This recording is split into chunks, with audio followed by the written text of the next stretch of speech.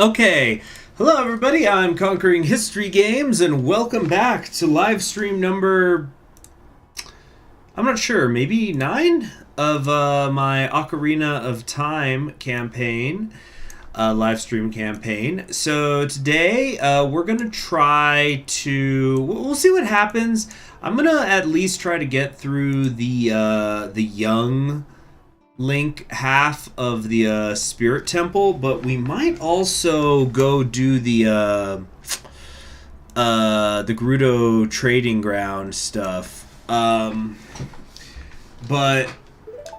you know what I really want to do first here is let's actually head back toward the Carpenters, because I want to see if they had some sort of reward waiting for me.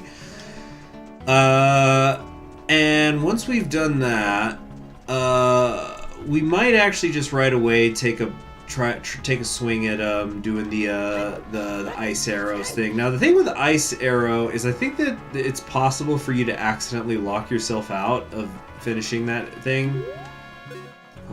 But we've got, you know, because we have the new thing where we can create suspend points, which they didn't have in the original game, so we can kind of cheat that if we need to. We built this bridge. Look at this. Isn't it a fine bridge? They may be wimpy carpenters, but once they're all got together, they got the job done.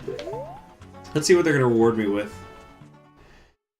Tornado warning last Sunday fun. Well, I'm glad you're okay. Let's see. The leader of the gang of thieves is Naburu. She's experimenting and brainwashing many people at the ruins of the desert. This guy's in a fetal position. When Naburu was a lone wolf thief, she never stole from the weak, but now, Naburu's gang of thieves stands for cruelty and brutality. She claims to be a chivalrous robber, but no way! Who is this Naburu? In Gerudo society, those who have great skill in horseback riding and archery are well respected. How about trying horseback archery? Yeah, I already did that. Building a bridge over the valley is a simple task for 4 carpenters. I thought you guys were going to give me something. Oh, hey, it's the runner! Hello. I'm the wandering running man. I've run all over this land in search of true competitive spirit. I beat all my challengers, man and beast. You're an athletic guy, and you look like you might have a true killer instinct too. Now that the bridge over Gerudo Valley is complete, I'm looking for a challenger to have a commemorative race against. The best time to go from here to the bridge in the Lost Woods was 2 minutes and 38 seconds. That's my record. Will you challenge my record? Oh, I don't remember this. Sure, excellent. Then, you go first. I'll give you a head start. Now, go ahead. Oh, shoot. Okay, alright.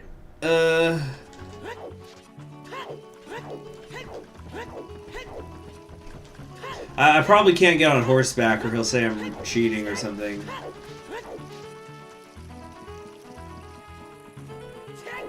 Okay, so we gotta get to the bridge in the Lost Woods. Which frickin' bridge? Like the one where you go in and then you take a left and a left? That one?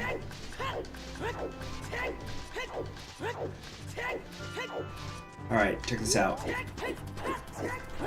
Here's where the speed really is.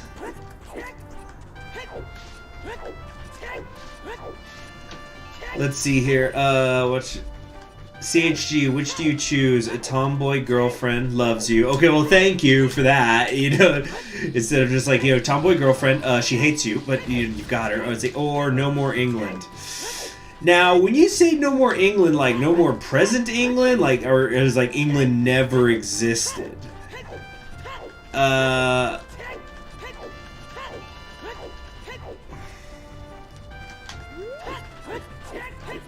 Actually, I think going backwards is a little better. Fuck, wait, I need to like aim and then do this.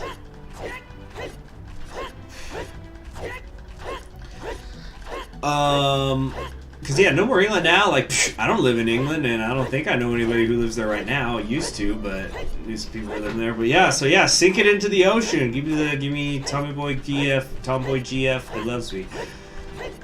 Then again, I could always just get one on my own and like, I can't make England on my own.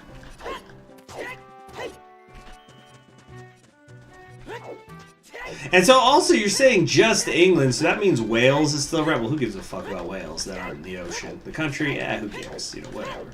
That also means we get to keep Scotland. It's not the United Kingdom as a whole.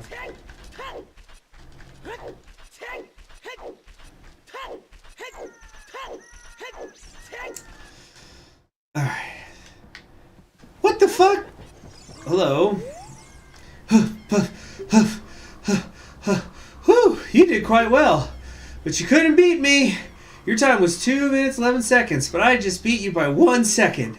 You'll have to challenge me again sometime. Goodbye then. 1 second. Something tells me he cheated. Hold on. I'm going to look this up. I don't remember this being a thing. Ocarina of Time Race to Lost Bridge. Yeah, 1 second exactly. Something is rotten in the state of Hyrule.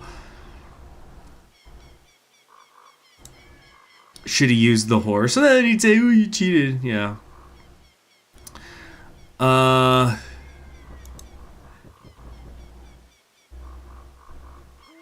Okay. Yeah, it's literally impossible. It's just a fun thing, I guess, that he's that fast.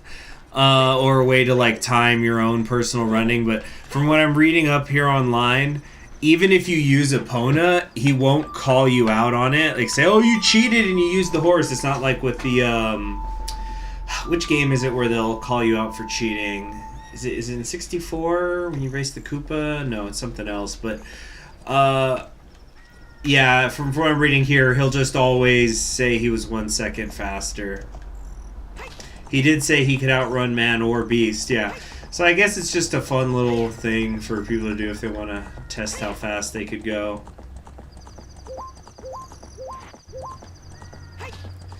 Well, yeah, that burned a few minutes.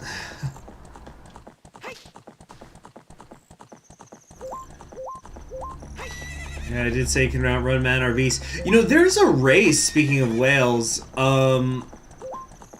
I think it's held in Wales, where it's virtually a marathon. I think it's a little bit shorter. It's not the full 26 miles. It's like 22 miles, I think. But the concept is that a person people run against horses, because the idea is that over a long enough period of time, long enough distance, even though the horse is obviously going to be faster, the human, by being able to maintain speed for a longer period of time, like a steady speed, can outrun the horse. And I think that like the race is the track is also like kind of up and down hills, which obviously hurts humans, but like it makes it even harder for the horses. I think it took a really long time, but eventually some humans were able to beat the horses. Now it happens semi-regularly.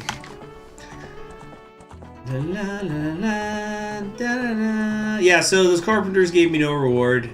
And I, for some reason, have a different accent for a second there. Alright, let me try to find the woman. Yeah, so I think this is where we can get the ice arrows. Which is really just a gimmick weapon, but it's fun. Hello. This is the Gerudo's training ground. Membership card verified. 1 try for 10 rupees. Alright, I'll take your 10 rupees. Give it your best shot. Pun intended. Alright, let's set up a save point here. Let's actually set up 2 to back up. Come on, come on. There we go. Great. Great, great, great, great, great. So this is, yeah, the Gerudo training ground.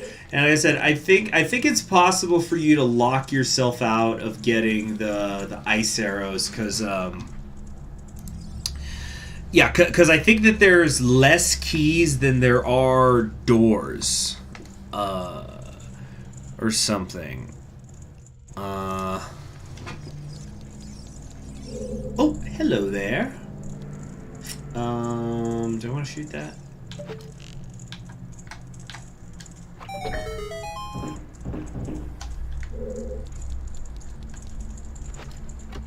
What do we got? Wow, blue rupee. Amazing. And here? Oh, just what I needed when I had one arrow. Okay. Alright,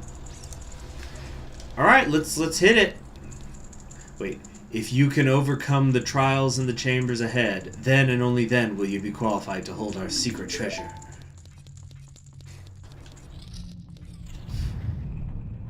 Defeat all the enemies in a limited time. Oh, okay, well, this is where the big Goron sword shows up, right? Ah! Nice! That's right, bitch.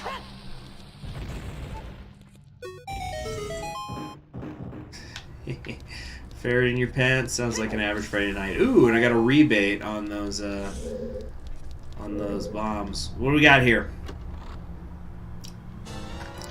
Got a small key. Good start. Good start. Cross the Sea of Fire, but it looks like also we've got some rupees here to pick up. Okay, I don't know what that did. I think that maybe turned off some of the fire or something.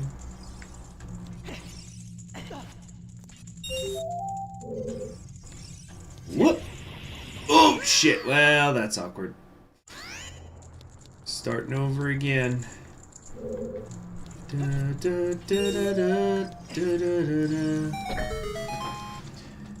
Okay. Jump here. And then jump here. Not sure how I'm supposed to... Oh, hover boots, duh!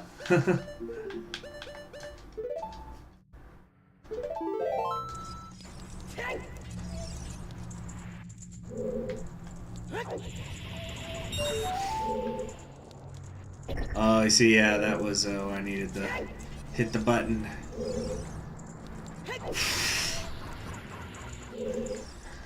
Oh, man. So I hope everybody's had a good day. I'm on spring break right now, so I kind of just gave myself the one day to take it easy. So I didn't do any schoolwork today, not going to do any today, just was doing personal reading and stuff.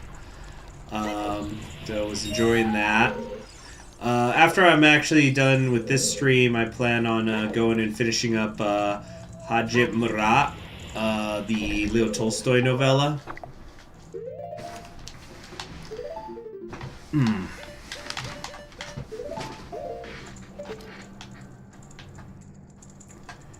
There we go.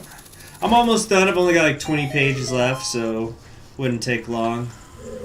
I don't give a fuck. I'll be born again. Did both doors just open? Let's come on down here. Oh, you gotta be fucking kidding me.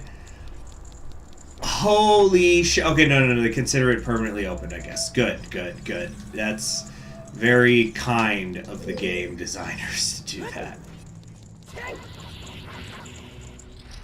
Alright, what do we got? Collect the underwater gems.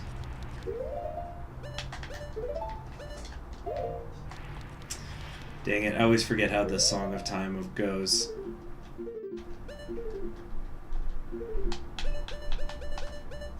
Let's see here. No, that's the Sun Song. That's not right. There we go.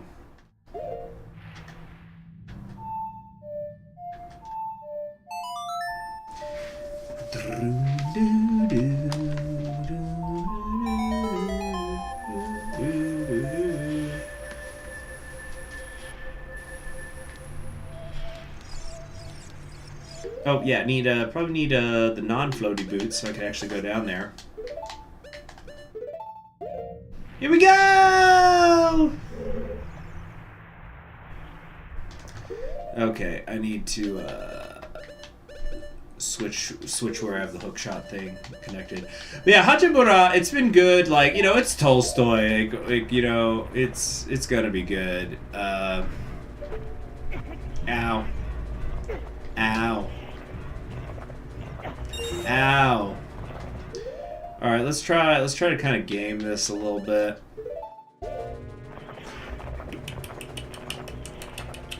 Okay, they were ready for my ass, weren't they? Except not really.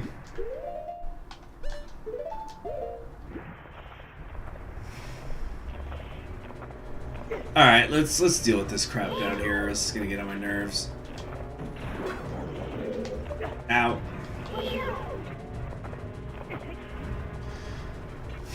Come on, show yourself. There we go. But yeah, I was gonna be hoping to be done with Hajit Mara here tonight. I've also been... What else did I do today? Read some Ulysses. Actually, I went and I made a really big purchase today. Which, you know, it sucked that I had to do it, but I'd been putting the money away. Okay, so basically what I had been doing is I had made like a little piggy bank. I had been just putting away like 1s and 5s and stuff, just like spare cash that I've had in a piggy bank, especially saving up for something. And that something is a new acoustic guitar.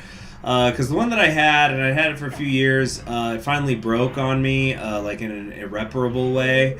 And you know what? That's just, frankly, I'm surprised it lasted this long. I had done a very piss poor job about, like, you know, cross-referencing reviews and stuff. And basically, I had been playing this an Epiphone that.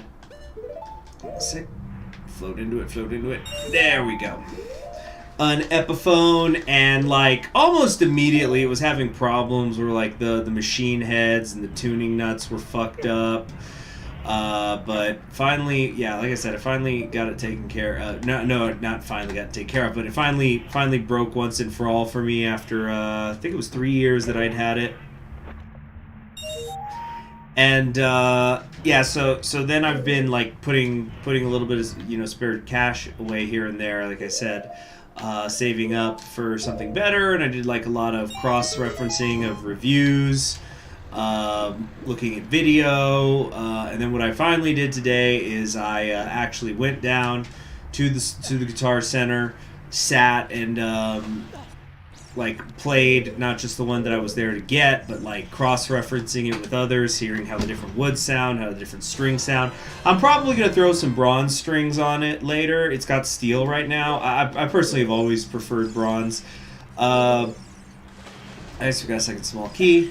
But even with the steel strings, I think it sounds really good. Not so, it doesn't have like a deep low end. But like I think for its price gauge, it was really good. I think it's a good investment. It's going to hold up for a while to come. Oh, god damn! I forgot the thing again. Can I reach that? No.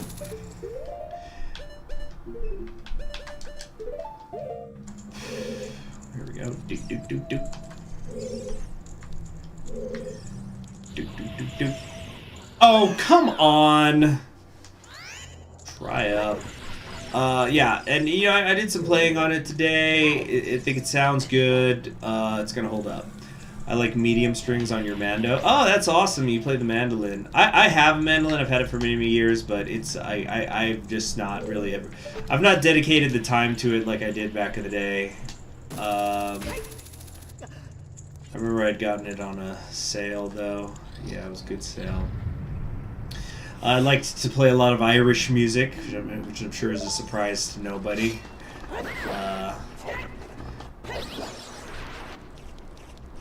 You know, and I used to know how to play some of the stuff like, you know, Irish Washerwoman, but I learned like some of the lesser known ones too, like Swallow's Tale. It was nice. That was, yeah. It's been a while though.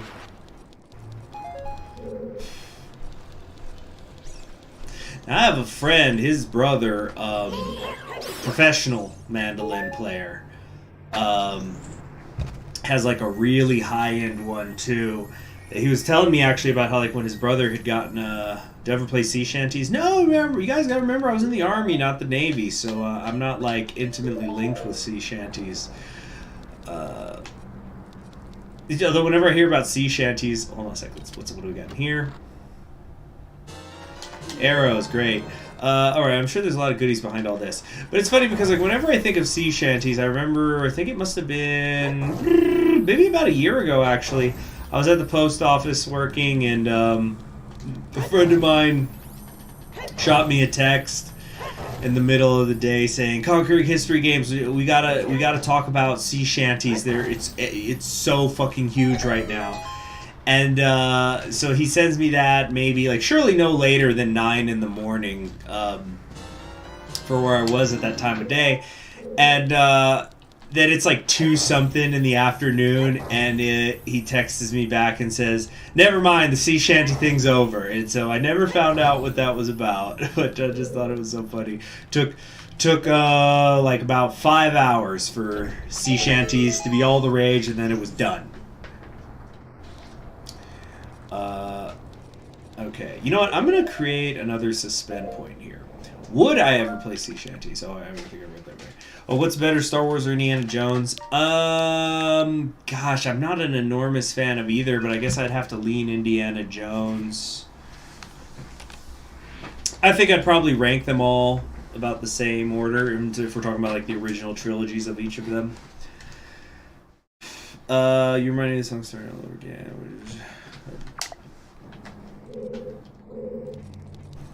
But I need to like kind of dress down my entire apartment and try to find my capo for the guitar, because I haven't been able to find it, and it's not like I've been urgently looking at it for it since my guitar broke. But I thought, like, while I was at the Guitar Center, I thought, oh, let me just pick one up while I'm here, maybe. How much could it be? Didn't see a single one for less than $24. Obscene! Absolutely obscene. What's this? Whoop! Blind the eyes of the statue. Let's see. As a real sailor, I hate sea shanties. They're only sung by non-sailors, hobbyists, and tall ship sailors who are hobbyists! That's funny. My sympathies to you. Alright, anyway, where was I? Twink. Oh, motherfucker. Really? There's a little bit of a drift, I sense. Okay, you gotta lead it. Oh, really? There we go, that's one. Really? There we go. A little off, Fucking shit. There we go, there's another one.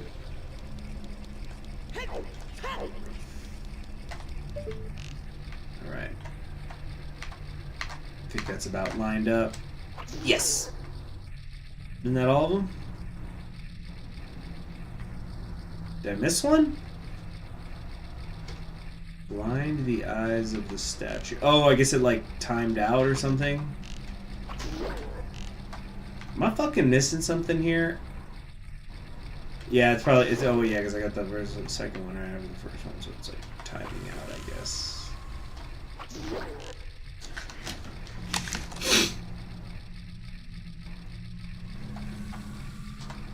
There we go. I guess I had to get them consecutively.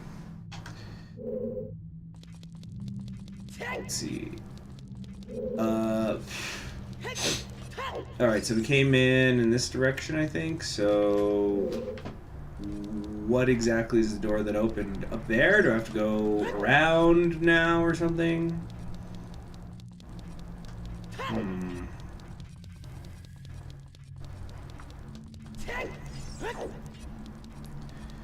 Sometimes we sway,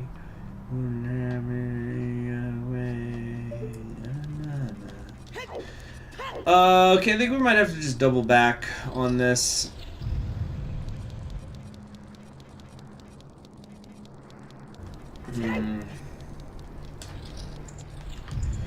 Sometimes we sway, couldn't have it any other way. I think we probably have to go back to the beginning. Whoop. Damn it! Yeah, I'll look around for my capo. There's only so many places it could be. Because there's a couple of songs I want to learn to play that require them, though.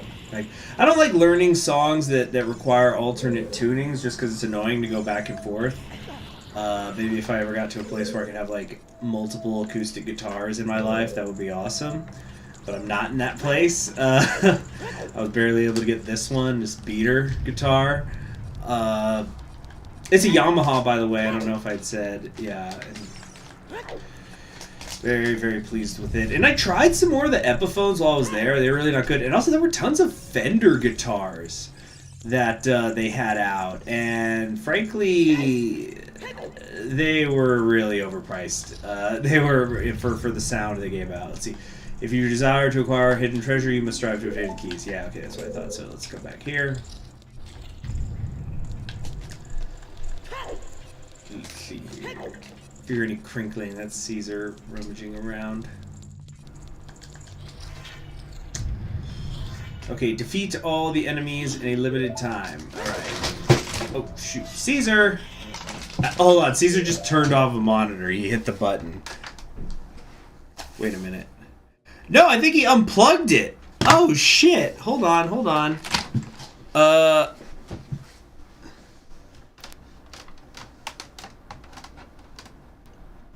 Yep, he unplugged it. Okay. Hold on, gotta wait for my monitor to come up.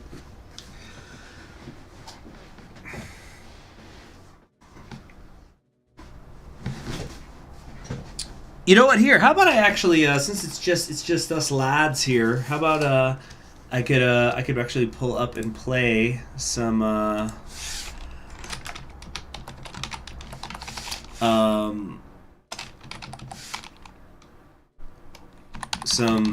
freaking guitar.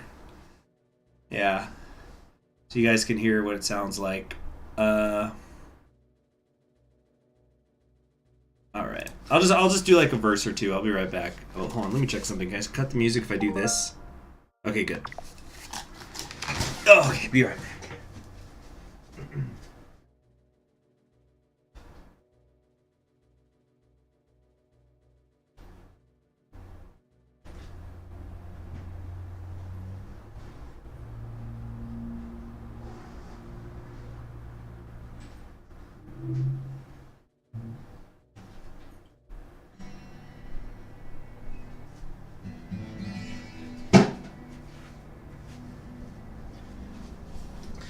Okay, here's the guitar. Haven't named it yet, of course. I'll need to kind of sit with it for a little bit. Probably give it some kind of Asian-related name. So, you know, it's a Yamaha, built in Indonesia. Let me just kind of... I'm always tuning and retuning my guitars when I first get them. You know, I kind of feel like you gotta stretch the strings. Or tighten them up, I should say. The opposite is you gotta get the body used to the tension. So hold on here. Yeah, it's kind of holding actually already.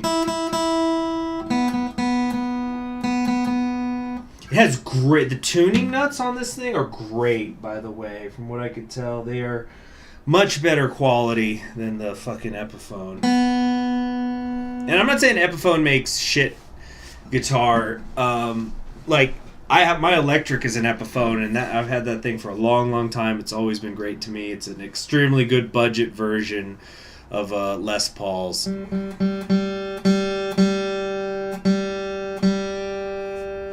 And it's a good quality instrument too. You know, you can get good tones out of it. Like I have my friend was showing me this guy on YouTube who like plays a lot of video game music and he analyzes it. And in one of the videos, the guy pulled out his guitar, and it's the same one I have, which is the Epiphone Les Paul Special 2. Very, very budget guitar. Well, I don't know what it goes for these days, but when I got it, it was very, very cheap. I'm sure it still is. Tighten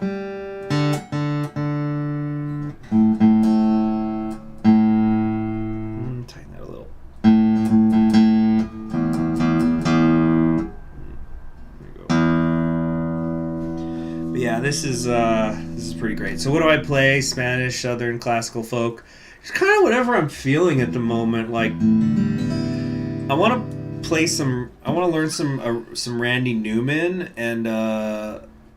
and so like kind of like right now, and I want to do some Dinosaur Jr. because I saw them in concert recently. But okay, here we go. I'm gonna play a couple verses of a song. We're just gonna do a classic. I once heard the comparison that like I heard somebody say like what Ode to Joy is to Europeans, like just this ubiquitous song. It's everywhere, and it just fades into the background, and people don't appreciate it anymore because it's everywhere, even though it's actually really, really fucking good. This is sort of the American version of that. Not gonna. I don't have my capo, so I can't do it in the original key. But anyway, hold on. All right, here we go. I've heard. Hold on a second. Okay, I had to remember. CCR. Oh, CCR and the Beatles. Those are both really fun. Yeah, some Beatles. Play some. Hold on. Wait, no. It's what's the chord? It starts on the C sharp minor. The "And I Love Her." Wait.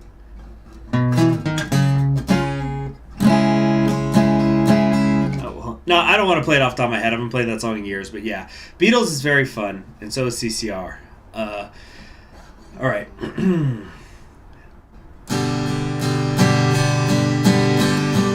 Now remember, the thing with Hallelujah is it's kind of like a waltz.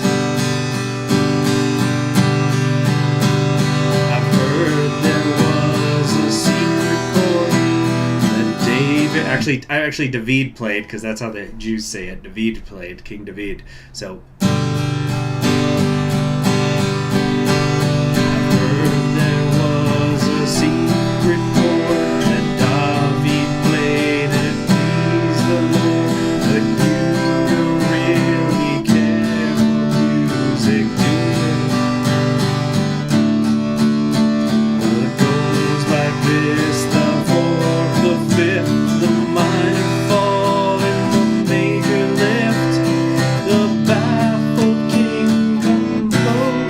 That chord changed hard. The baffled king composing hallelujah,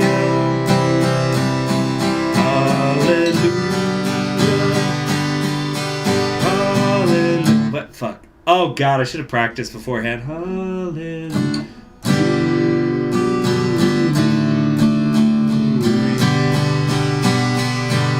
Alright, let's try it on the second verse. Do better. Faith was strong, but you needed proof. You saw her bathing on the roof. The beauty in the moonlight overthrew ya. She tied you to a kitchen chair. She broke your throne and she cut your hair. And from your lips she drew the heart.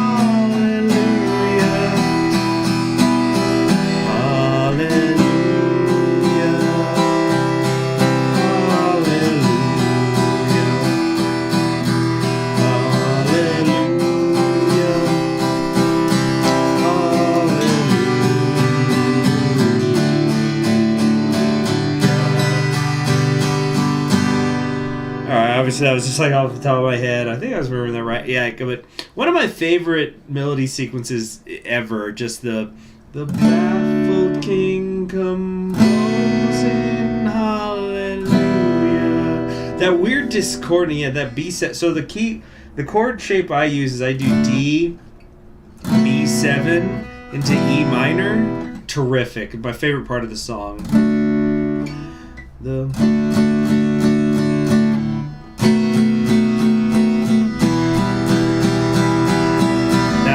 It's great, terrific, love it. But yeah, it sounds good. It's not like I said. It doesn't have that. It's a little bit brighter. It doesn't have that deeper, rich sound that you get with different woods. But I think this is really good for the budget. Yeah. And it's a dreadnought, incidentally. If anyone's wondering. Some people say dreadnoughts are a meme size. Maybe they are, but. Can you do Don't Think Twice, It's Alright? I actually can. I will not right now, though. Maybe in the future. I I'd have to relearn it. I have to re-practice the fingering sequence and stuff. But Don't Think Twice, it's all right. I like that song a lot. Terrific. That's how you do a breakup song, Taylor Swift.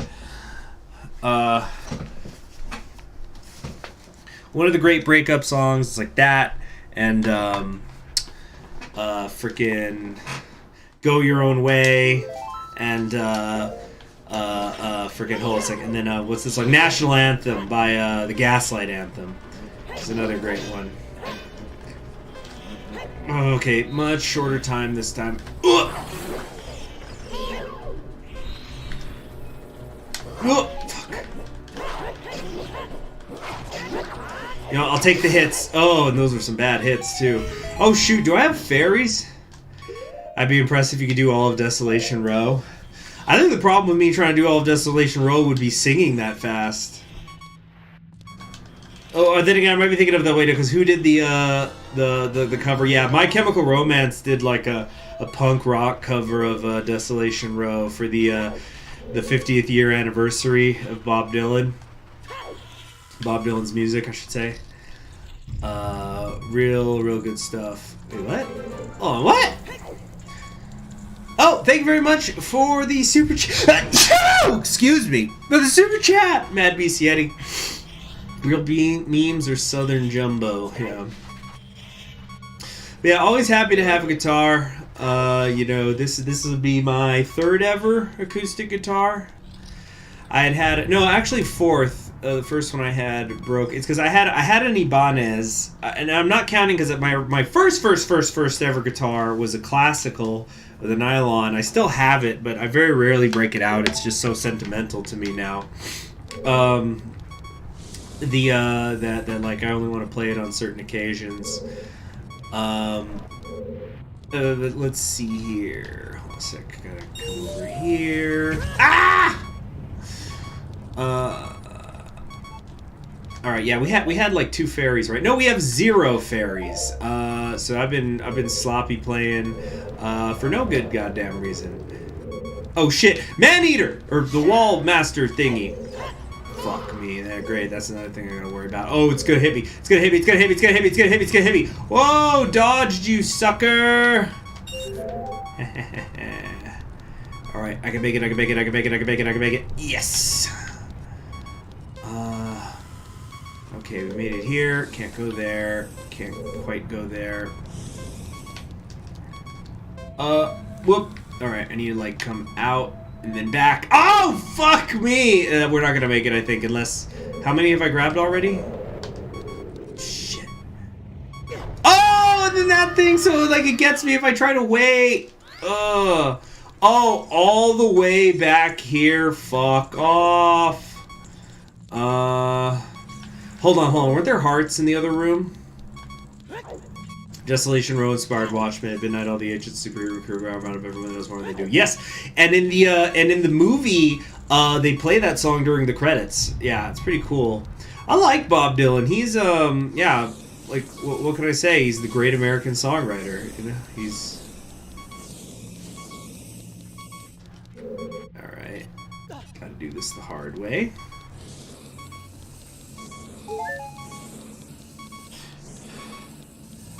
I actually have a Bob Dylan like little songbook to play the chords for a lot of his songs.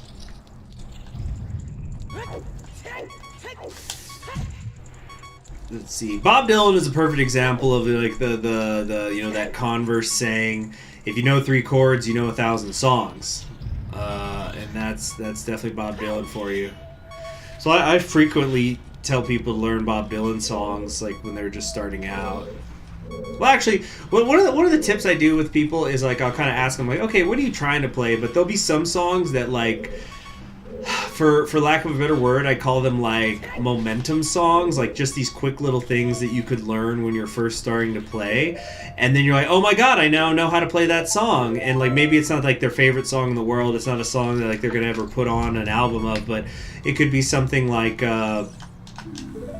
okay, first things first, I want to kill this master thing here. I'm trying to bait him out. Bait him. Oh, you fucking bitch.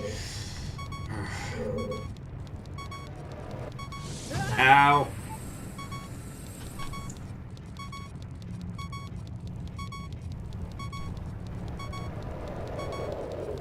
Here we go, here we go, here we go. Whoop.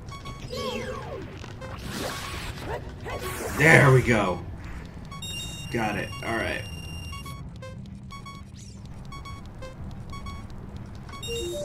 Alright, now we gotta... Ooh, fuck. Get out of the way, get out of the way! You like Jimi Hendrix's version of All Along the Watchtower? Oh, yeah, that's great. One of the quintessential sounds of the era. Or... But frickin'... Part of the reason why that's the joke, like, Vietnam is a cool war, because it's the only one that came with a soundtrack.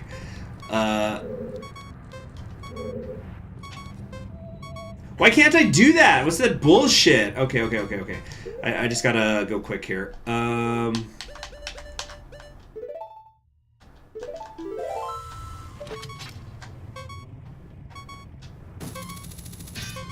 What the fuck? Okay. That was weird. 4, 3, 2, 1. Not quite fast enough where I was like, yeah, on the... If I'd been a second quicker. Alright, but now we know. Now we know.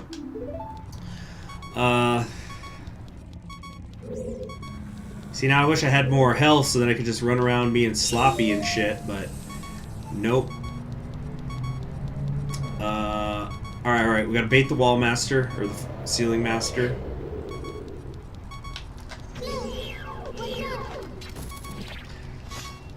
Fuck you!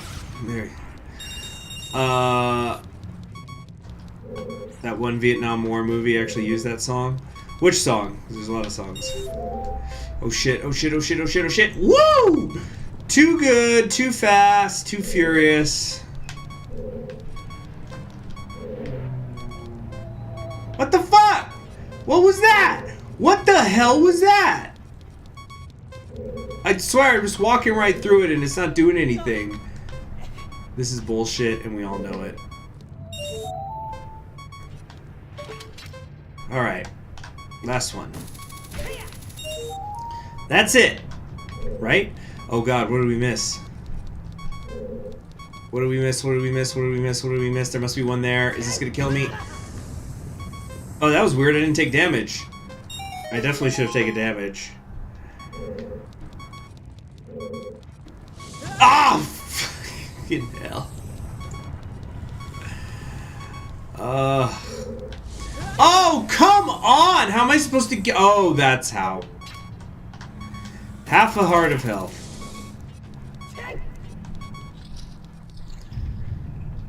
Without necessary items, one will be confounded by impossible mysteries. Oh, shit. Oh! There. Give me hearts, give me hearts. Fuck. Okay. Oh, god damn it.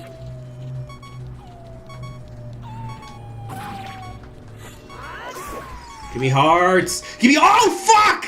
He snuck up on me, that little bastard! Or big man. Game over. Oh, is it gonna take me out of the dungeon completely? Where am I gonna be now? Alright, I'm here with 3 health. Do I have to do the puzzles all over? Okay, no. Well, small blessings, right?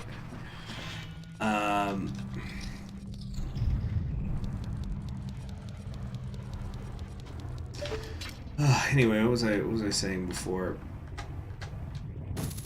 About music. Oh yeah. So my first ever like traditional acoustic guitar that I had, fucking hell, you know. They say pain is a great teacher. Evidently not, or I'm not taking enough pain because I ain't learning shit. But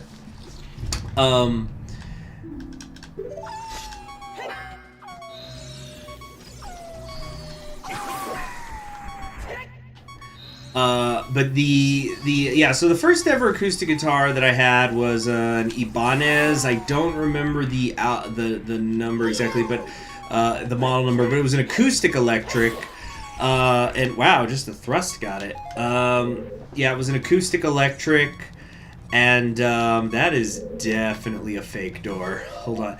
And it was pretty good. It accidentally got broken by somebody, but I had the replacement insurance on it. Luckily, I don't on this one. I'm going to be doing some riskiness here.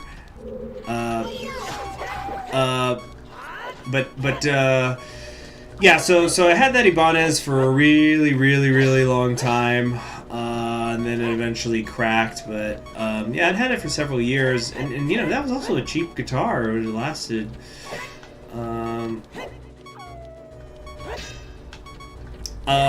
then I replaced it eventually. So yeah, for a while I just didn't have an acoustic, and then I replaced it with this Epiphone I'd had, and yeah, it was giving me problems from day one.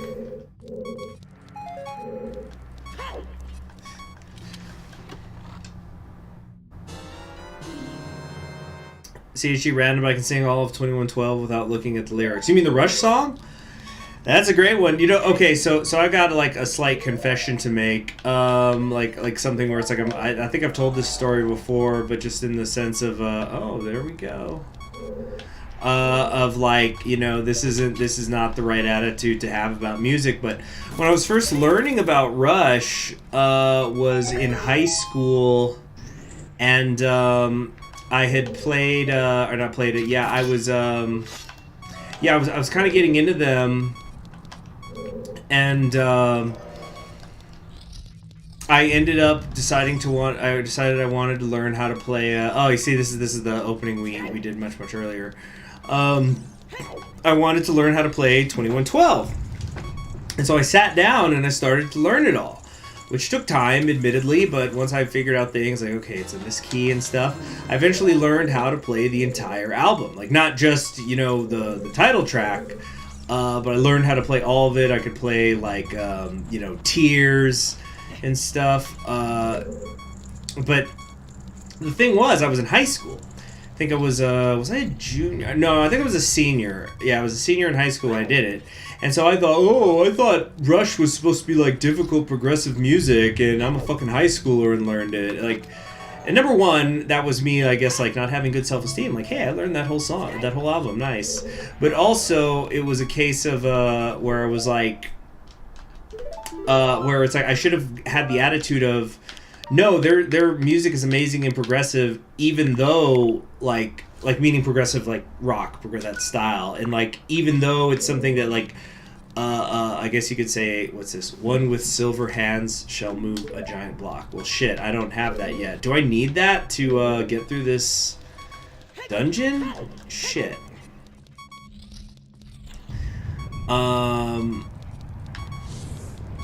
Yeah, I was just thinking like, yeah, like, oh, a fucking high schooler can learn one of their albums. They're not so great. Like, that was a stupid attitude to have. But yeah, they were great. Rush continues to be one of my favorite bands. You're saying you can hit the pitch? Now that I cannot do. I cannot do those high-pitched, you know, we are the priests of the temples of Syrinx. Can't do that. Cannot. I mean, I couldn't even do Hallelujah, as you guys just heard. Okay, I'm getting a little bit, confused here, I think. Should I start going in? I don't know.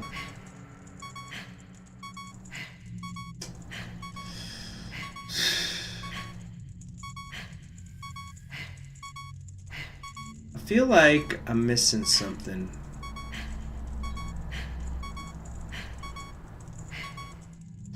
There's a great parody called Wallelujah. It's about Waluigi lamenting about not being in Smash Brothers. That's really funny. I have not heard of that. Okay, you know what? This beeping is going to get on my fucking nerves. Okay, I'm just going to try something here. Here's what we're going to do. We're going to make the suspense point. Right. Create a suspend point. Yeah, here. Save slot 3. And we're going to try to leave and come back and see if everything gets reset. I hope not. Shouldn't be that way. So like if I pay to play, does that start me over? That's probably, I guess that's probably like if you lock yourself out or you can't do it. No, okay, we're still good. Good, great, great, great, great, great, great, great. Awesome. But you still gotta pay every time you get in? That's bullshit. Oh no, I didn't mean to do that! No! Fuck, I'm just giving her free money. Oh, there, I guess we don't have to actually go in. Alright, let's head out to a fairy fountain or something. Try to think where's the nearest one. Oops, oh, well, lost the live stream thing. There we go. Leonard Cohen's album, You Want It Darker. Oh, let's see, he's got so many, I'm not sure if I remember that one off the top of my head. Because, okay, I would definitely say in my top 500 are his songs of Leonard Cohen and, fuck, which is the one that has Avalanche on it? It's like he has such a huge catalog. It's like Bob Dylan, where like, okay, I know Blonde on Blonde is my favorite, so I definitely know that track listing. But afterwards, it's like, okay, I know there's Blood on Tracks, Highway 61 Revisited. Like they just have such enormous discographies that sometimes it's hard to remember what's on which album. The album he released before he died. Oh, yes. Yeah, I remember fucking he died and Bowie died. They both put out good shit right before they passed. It was good. I actually have, and I found this like in a thrift bookstore here in town once. His book The Flame, and I haven't read it all, but it's just like essentially some of his last writings. It's real good. Wait, I know where I can go. I'm being stupid. I'm taking the hard way. Hold on.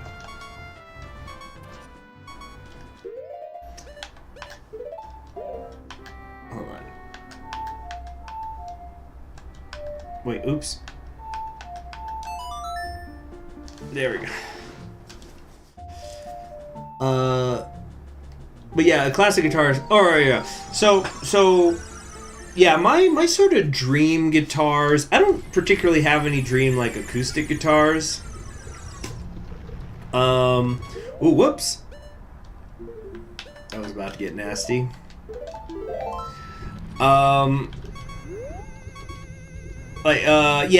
I wouldn't say I have any dream acoustic guitars, but I definitely have a dream, electric guitar. God damn it. I would love to have a Paul Reed Smith special, SC24. That's the guitar that Carlos Santana plays, and also Konami in Bandmate, and those are two of my top 10 favorite guitarists. I love the tone of that. It's just like, to me, it's this perfect. It's like this beautiful middle ground between like a Gibson Les Paul and a Stratocaster. Having said that, a Stratocaster, like, let's say I had an unlimited amount of money. They're like, you have $1 million. It's like, you can't give any to charity. You have to keep buying guitars. That's the only thing it's good for.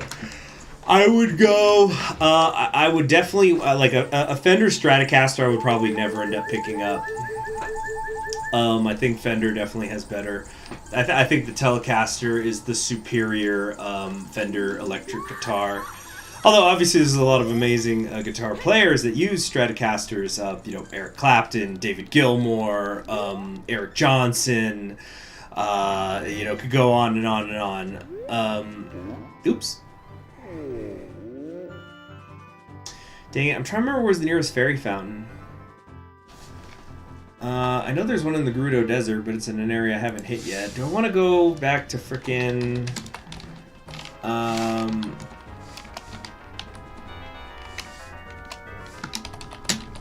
Hold on, I'm just gonna look it up, see if there's another location besides the, Here we go.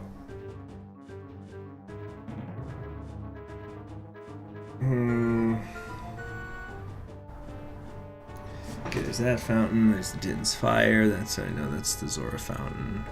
Fiore's Wind, Death Mountain Crater. We already have the upgraded meter. Yeah. Okay, Sacred Forest Meadow has one. There's one in the Graveyard in Kakariko Village. There's one in Hyrule Field. Okay, let's go to the one in Hyrule Field, I guess, or I don't know, or fucking. No, we'll just freaking warp to the damn forest again. Ain't broke, don't fix it. Wait, no, hold on. But yeah, I would say so. Yeah, the PRS SE24 would be my dream electric guitar to have. And you know what? They cost a lot less than they used to. The money that I was putting away, just like the 1s and the 5s, to save up, like in a piggy bank, I really thought, maybe I can get that, one day. Maybe I can get that, like, after I get my master's. It'll be like a gift to myself, because I'll have more time, hopefully, to play the electric, to go through Santana's catalog again. Oh gosh, he sends you so far back if you're wearing the hover boots. Wow, that's pretty funny. Like, I think I remember those used to be almost 2 G's, and now you can get them for about 600 new. So that's very nice. I'm very pleased with that. Get up, fuck. Oh. Alright. But let's see, I'd also, and again, like, let's say I had an unlimited amount of money. I think probably next on the list would be a Fender Telecaster. Again, if we're talking unlimited amount of money, it'd be hard to say no to like the classic Les Paul, Gibson Les Paul Sunburst model, made famous by Jimmy Page and others.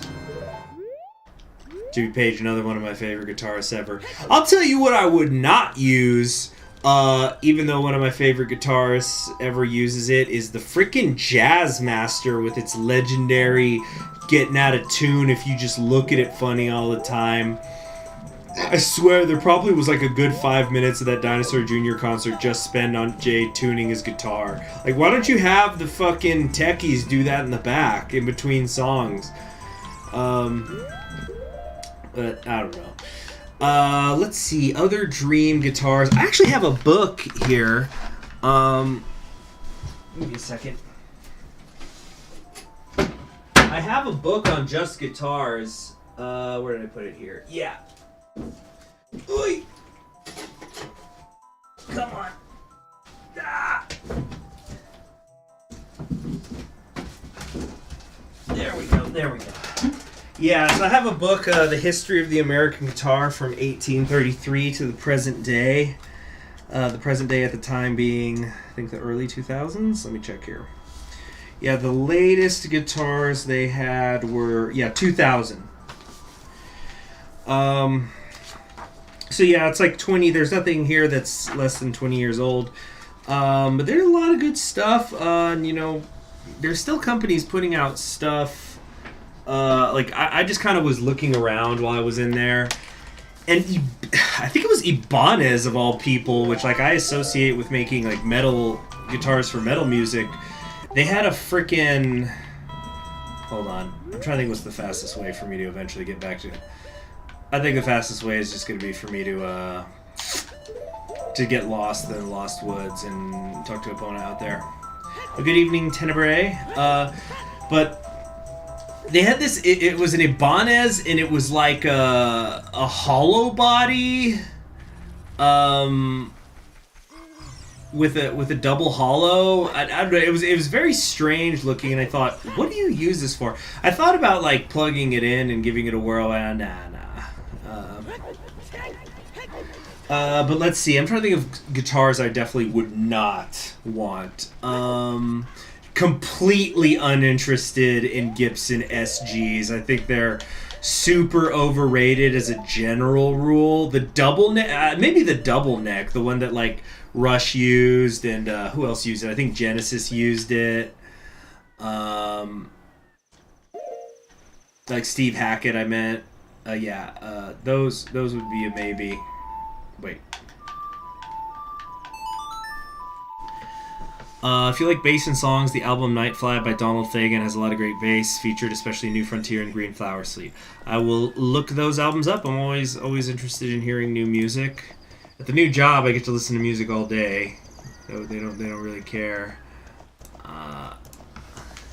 Okay, Epona, quit making a fool of yourself. Stop it, I'm right here. But let's see other dream guitars or guitars I really like.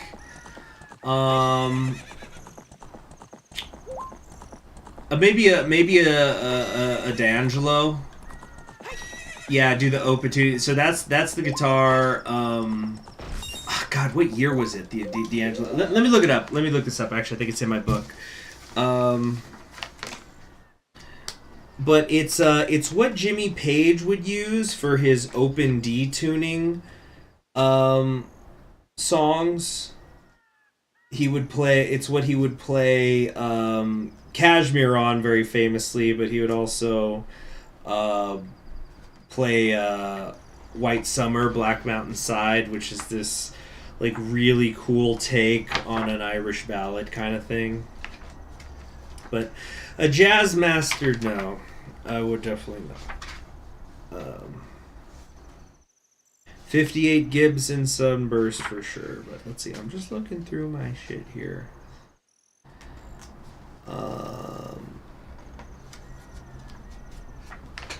Oh, that's right. Gibson did a double neck thing where there was like a mandolin. So did Grady Martin. It was like a gimmick thing. But yeah, here we go.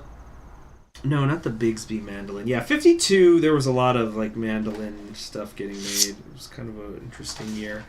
But where is that guitar that I'm talking about?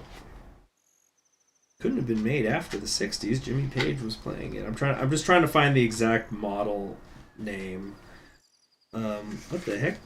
I have an American flag as a bookmark in the middle of this book. I don't remember putting that there. It's weird. It's like a little handout thing. Very strange. Oh, you know what? I'm stupid. There's an index. Give me a moment. It's like, okay, I'm here for Zelda. Now we're talking about guitars. The D'Angelico Electric page 59. I think it's page 59. No, not that one. Let's give it another minute or two, guys. Just sorry. Let's see. D'Angelo, was it the New Yorker? Maybe I'm completely forgetting which guitar he actually used. Shame on me. Led Zeppelin's my favorite band. Why don't I remember that? I guess it's one of those things when you know you can't ever get those guitars, you just stop thinking about them. Like, okay. It's just a dream. That was just a dream. Just a dream. Indexes are always forgotten. No, you gotta use them. They're invaluable. Maybe I'm just remembering the model wrong. Maybe it wasn't a D'Angelico. Oh, here we go. Page 96. Oh, here's it, because it's like a fold-out page. No, not that one either. Yeah, 58, the Fender Jazzmaster. Fender Jazzmaster was great for like doo-wop bands that wanted to color coordinate their instruments, but as an instrument, like I said before, it's very subpar.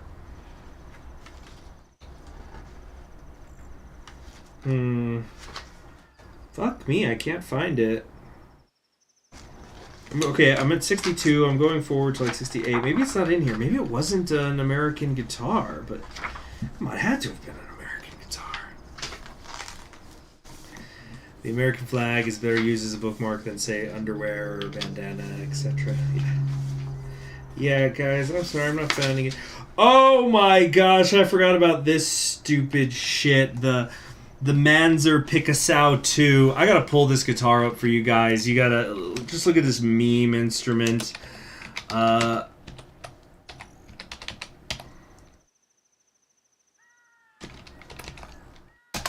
me pull this up. Yeah, this is... Let me show you guys what 90s culture was producing.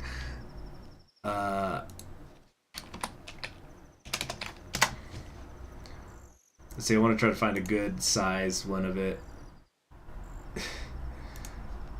Size extra large, so we can actually like see it. Okay, that's not useful. Apparently there's no extra large pictures of it. Alright, let's try just regular large. Here we go.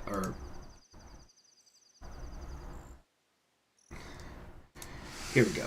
Ugh, that's not a great picture. I guess we could just zoom in. Hold on. Okay, zoom. Okay. F11. Wait, no, don't drag this over here. Hold on, I feel like there's a little lag going on with my computer. Was I uploading something while I was also doing this? Okay. Here we go. Let's go to live stream. But okay, yeah. So this is the Manzoor Picasso, spelled Pikasso 2. Here's the story of it. After producing an original instrument following a request by jazz guitarist Pat Metheny, Canadian guitar maker Linda Manzoor crafts another artistic masterpiece that deploys 42 strings on 4 necks. This particular model, the one that I've got pulled up, she did like a couple models. This one is the 1995 serial number 10188. It's 14 and a quarter inches wide, 4 inches deep. In 1986, Canadian guitar maker Linda Manzoor was asked by acclaimed jazz guitarist Pat Metheny to build a guitar with him with, quote, as many strings as possible, end quote. The result was the 42-string Picasso, which had an onboard piezo pickup system. Collector Scott Chinnery saw a picture of that in a magazine and called up Linda to say how he'd love to have one. This strictly acoustic version was only the second Picasso she's built. It came with a stand either for show or to leave your hands free for playing. Yeah, what a concept. So it looks like what we've got on here is, of course, there's the 6-string guitar neck, but there's also like a 12-string here, but they're not paired up. Yeah, there's like a 12 and a 12 and a... Yeah, it's just a... What a gimmick. What a gimmick. Just not a dream guitar. Looks like a finger killer, yeah. Looks like a brain killer. All right, let's go back to the game then, shall we? Let's see, close that out. Close this. Okay. That really silly. Ow. Hold on. Kind of reminds me of when I was just saying how like Led Zeppelin was my favorite band. Jimmy Page, he would use this like double-necked SG for a lot of their songs. Like he'd use it live. Like he'd use so it was a 12-string guitar and a 6-string guitar neck. That's usually how those double necks work. But he would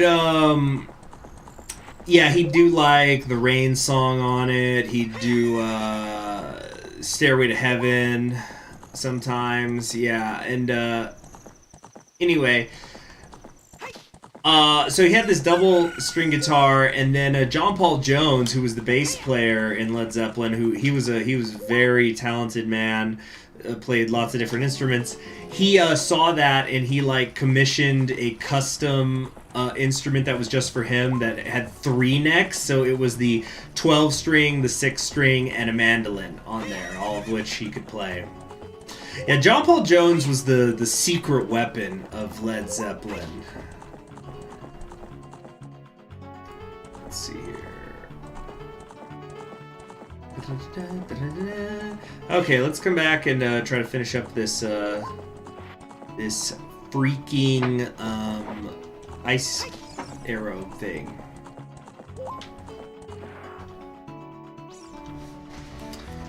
Hold on a sec. YouTube's telling me there's streaming problems. Is there? Is there any lag? It doesn't look like I'm lagging. What's it saying is wrong?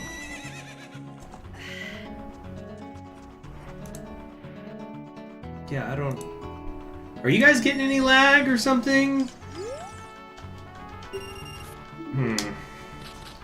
Yeah, I don't get it. I don't understand what exactly is supposed to be going wrong here.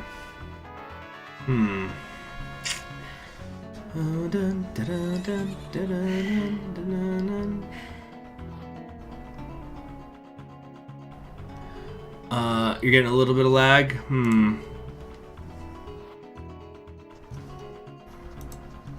Alright, I'm gonna cut it and then come back in, so it'll just be a few seconds that I'm out.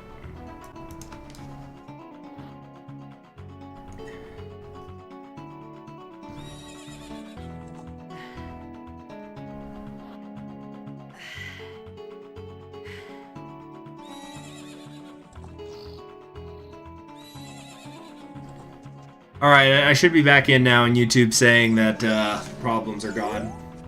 Okay. Let's head back here. Did I go through that top door where the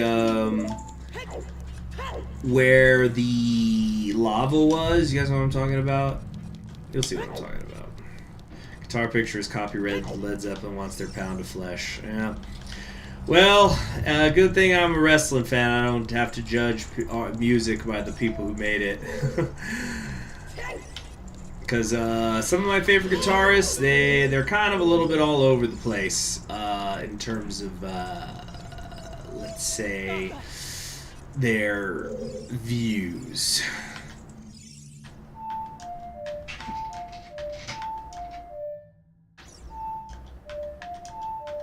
Yeah, I forgot. I was playing it in the wrong order. Is that Caesar?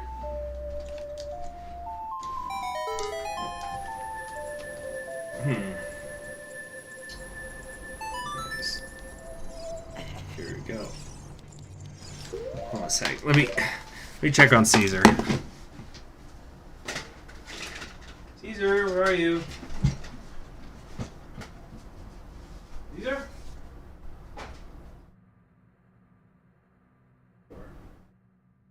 You're alright. Oh, hit my thigh. Oh, man. Ooh, that's not good.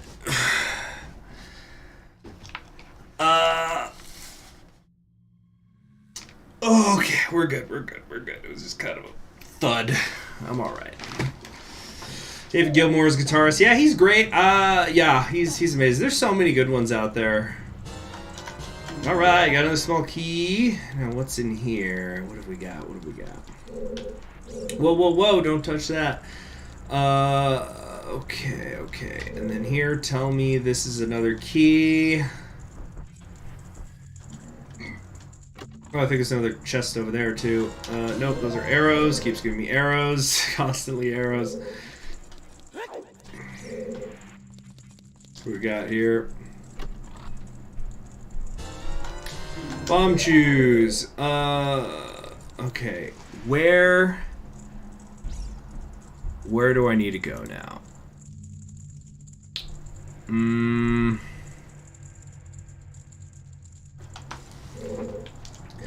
I think that, like, there's some keys behind the other keys or something. His guitar work on Shine On You Crazy Diamond is legendary. Oh, yes. Not to mention, the Animals, the Animals album, my favorite Pink Floyd album. You know, like, Metal on Echoes. He's incredible, yeah. If you use a randomizer, you learn to hate arrows in the chest. Yeah. Well, I guess if you're using a randomizer, all these chests I keep finding that usually have arrows in them, maybe they'll actually have something that's useful. Not that, you know, or more useful, I should say. Okay, here's what we're gonna do. We're gonna do a little bit of cheating. We're gonna take advantage of that. It's you know, now the 21st century and we have suspend points. We're gonna be making some extra save slots here, and so then if I screw up the ordering I'm supposed to go in, we'll do it then. You're from there. Okay. So I think to the right was the room I was just in. Or, hold on, what is that? Whoa. Yeah, because that middle room is where the ice arrows are. Oh, yeah, okay, so we definitely do not go right, because right is where we just were. Yeah, you see, that would just be wasting keys, because, like, you see, there'd be one key to go through there, and then one key to go through there. So we definitely want to go left. Let's see. What's your thoughts on 12 strings? For me, I play the Mano because I love having them doubled up. No, they're great. It's a different tone. You know, 12 string is essential for some music made by some of my favorite bands, by Rush, by Led Zeppelin. Yeah, 12 is great. THG hates suffering for his art. Yeah. All right, what do we got here? Yeah. Hold on a second, why do I only have 4 keys? Didn't I have like 6 keys a second ago? Did I just fucking miss something here? Hold on, what the fuck? 6 keys, look, 6 keys. Then I go through here, 1. Oh yeah, I was right, yeah, 1, 2. Childhood's End is my favorite painful it's on. Oh, good for you. My favorite's dogs off of Animals. That was, woo, incredible, absolutely incredible. Key tax, yeah. Hold on a second. Wait a second. I feel like I'm forgetting something here. Let's go back and use the, go through here using the, that. We're gonna, I think there actually might be like a hole or something in one of these.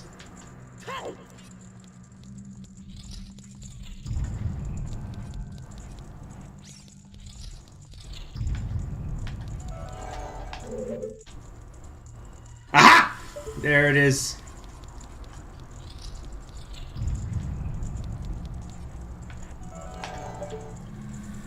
Alright, now how do I get up there?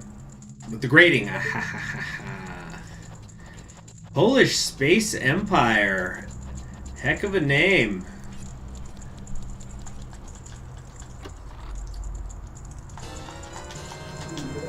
Alright. Okay, oh gosh, what was I just talking about? Yeah, it was just, guitars.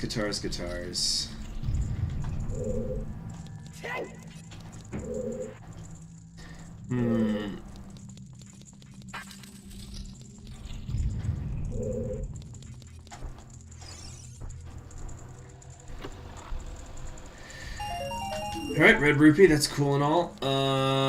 Keeping an eye out for stuff. 3, okay, so there's 2. Okay, hopefully there's only 1 more in between here. 1 more key. Unless we have a key here. That'd be kind of weird though if there's a key into the key. No, I think we got it. Yep, just had to go left. That was all there was to it. Yes! Ha! Victory is mine. And so are the ice arrows.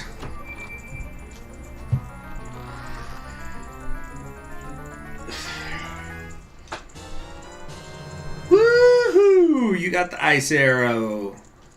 Hell yeah. This arrow magic is granted only to those who complete the difficult training of the Gerudos. So use it with pride. Thank you. I believe I shall. Check this blue sheen. Whoa. But having said that, we probably will not even use them today because we're going to be doing Child Link, and because we're already an hour and 18 freaking minutes in. Ah, stop it. Yeah, I think we're only going to be doing Child Link, and we'll do the Spirit Temple. Oh, sorry, Caesar, sorry. Child Link later. Because, yeah, I just have some reading I want to do. I really want to finish up Hajit Murad, especially because like, I get myself, even though it's spring break and I get a week off, I really have only given myself today off. So, I want to finish Hajit Murad. I want to keep trying to truck through goddamn Eugene Onegin. That Alexander Pushkin poem, which, like, when I got it, I was like, oh, this is really short. And even though it's a poem, I think I'll get through it quick. It'll take me, like, a week. That was, like, 2 weeks ago. Ice, the power of cold, their only form of air conditioning. Yeah, exactly. That's what I figured. That's why it's the Gerudo treasure. It's like, you have the ability to make coldness. Alright, anything for her to say? This is the Gerudo training. 1 try for 10 rupees. I already have your shit.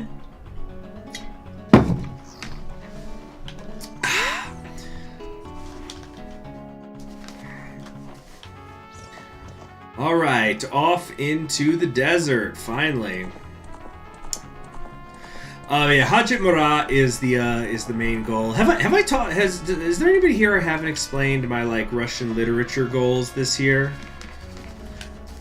I kind of have 2 like, essentially there's 3 books this year that I really wanted to read. And, like, I've got, like, I like, assigned myself supplemental material around them because I don't know, I'm like a freak who gives myself homework.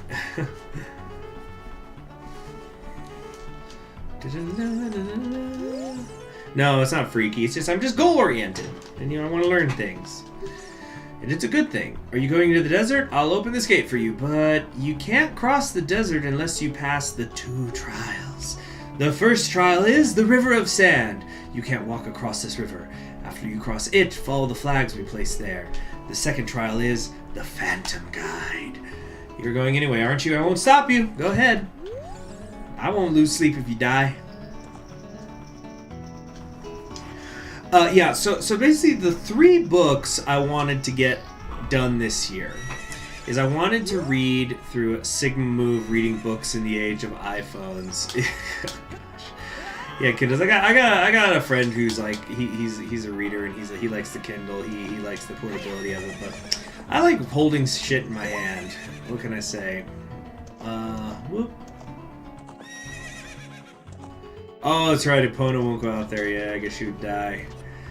I get it. This ain't Hidalgo. Underrated movie, by the way. Hidalgo. Here we go. Yeah, that's a Sigma Move reading the age iPhones. You know, I do sometimes feel like, okay, do people think that like I'm trying to flex on them or make them feel bad? Because I take the bus, you know, several times a week.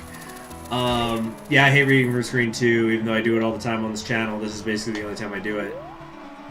But I hate when I have to like read articles online. Whenever I can, if I have the printing credits, I like to, I much prefer to just print it out. Let's see. Oh, I have a problem with obsolescence, so I prefer physically reading books, yeah. So, all those reckless enough to venture into the desert, please drop by our shop. Really? Oh, I think I have to hover boot over to him. I don't remember what he sells. Hello. Welcome! I am selling stuff strange and rare from all over the world to everybody. Today's special is a dangerous running object. Terrifying! I won't tell you what it is until I see the money. How about 200 rupees? I think it's just bomb shoes. Also, I think it's supposed to be like his mustache. You know what? Let's buy it. I'm not spending money on anything else. Yep, it's bomb shoes. There we go. Thank you very much. Oh shoot, I didn't have more to say. I hate how the game will have you skip important information, but not frickin' dialogue you've heard 10 times before. Anyway, just follow the flags. Simple as. But what was it? Yeah, so the 3 books that I want to try to get done this... Oh, first the bus story. Yeah, so I take the bus several times a week, and I'll read. Like, I love reading on the bus. It's one of my favorite things to do. But everybody else is always, like, just fucking around on their phone, and they could be reading books on their phone, but I do sometimes wonder if they think I'm, like, trying to flex on them or something. It feels satisfying feeling how much progress I've made. Oh, absolutely, absolutely. My favorite, I'd say probably my favorite types of books are like those hardcover. Like I have this like little hardcover book I got from the library. It's just like a pocket book, barely bigger than the size of my hand, but it's got that university library thing they put on top of it where it just says like it's just all one color, so it's like solid blue, and then on the edge it just says, you know, the name of it, and at the bottom NMSU for the university. Love it. I wish I knew how to get those done privately. One with the Eye of Truth shall be guided to the Spirit Temple by an inviting ghost. Alright, where are you? I'll be your guide on your way, but coming back I won't play. I'll show you the only way to go. Wait, no, actually I don't want to go. Follow me and don't be slow. Nah, we're gonna do that later, because isn't there, I thought there was like a way, can I drop in here and get something? Yeah. Ow. Here we go. Skulltula, but perhaps also some other goodies.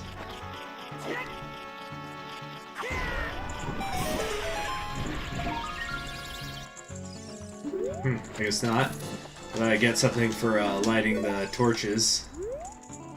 Oh yeah, here we go. Oop, oop. What is it? What is it? Try it out. It can't be much. Purple rupee. Yeah, you know, so got a rebate.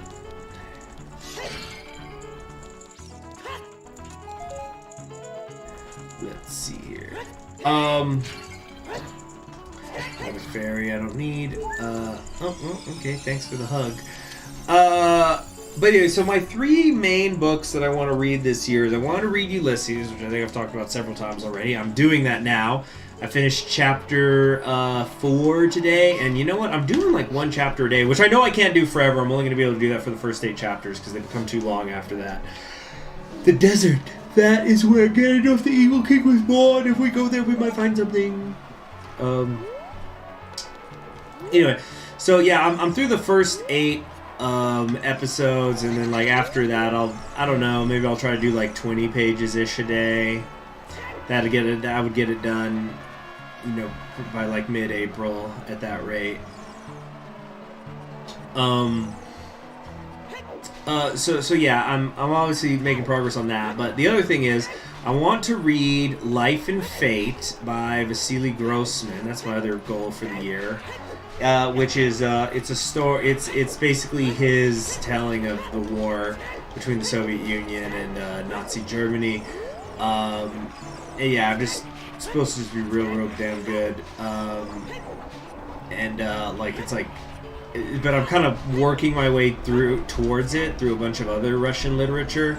So like right now I'm reading Alexander Pushkin, which is not like the first Russian literature I've ever read, but it's like it was kind of like I was doubling back to it because I kept hearing, I was like, oh, Pushkin, he's the guy, he's the father of Russian literature. And here we go, we made it. Yeah, look at the red arrow in the bottom right. That's where we started. We've got to do all this. Let's see here. Yeah. Behold the desert colossus. Alright. I think there's somewhere we can plant a seed or whatever, but I don't think there's anything we can actually do right now. Woo! So I'm probably just gonna, yeah, I think we just need to go into the temple and leave, and then, you know, because like there's not gonna be any way in, so we have to do some time traveling.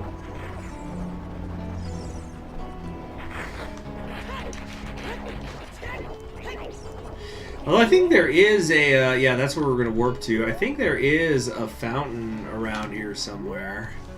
I don't remember if we can get access to it now or if it's later. Spirit Temple. Yeah, so like we try to come in here and, yeah, we're too big to crawl in here. So we can't do that. And we can't go to the right because, you know, this thing's too heavy. Yeah. Oh, it's because I have the hover boots on. Let me just switch to the Kokiri boots. Okay, that's not working. How about the iron boots? Yeah, big brain time. Okay, it's not happening. Well, hell's bells. What are we supposed to do? Huh. Alright, here we go. Ooh, chic POV.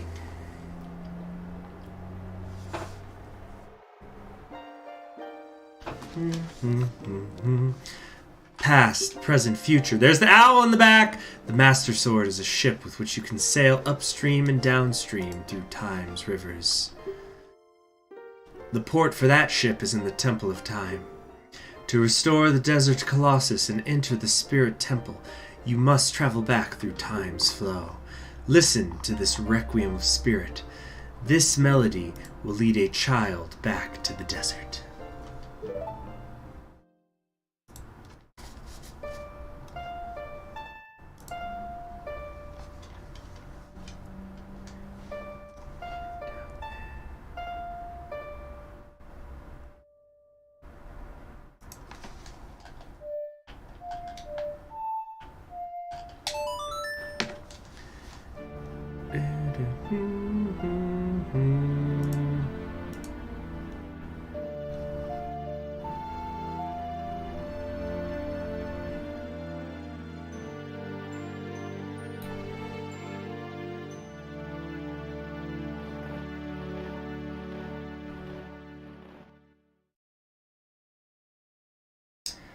All right. Okay, you have learned the Requiem of Spirit. Now, I think there might be a way to get something here.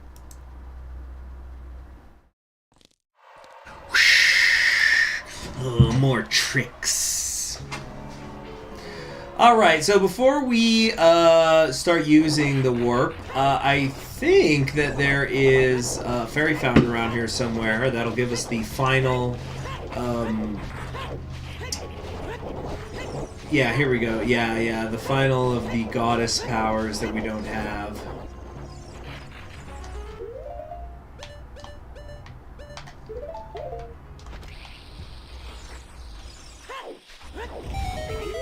Alright. So glad we didn't need to talk to the owl. Yeah, owl talk days are over. Here we go. So we have Din's Fire and Feori's Wind, which I haven't been using like I should have been a couple of times. Would have made my life easier. Mm-hmm.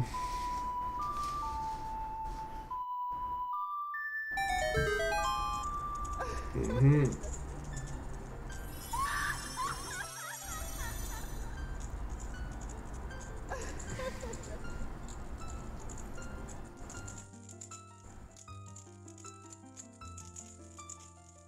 Mm-hmm.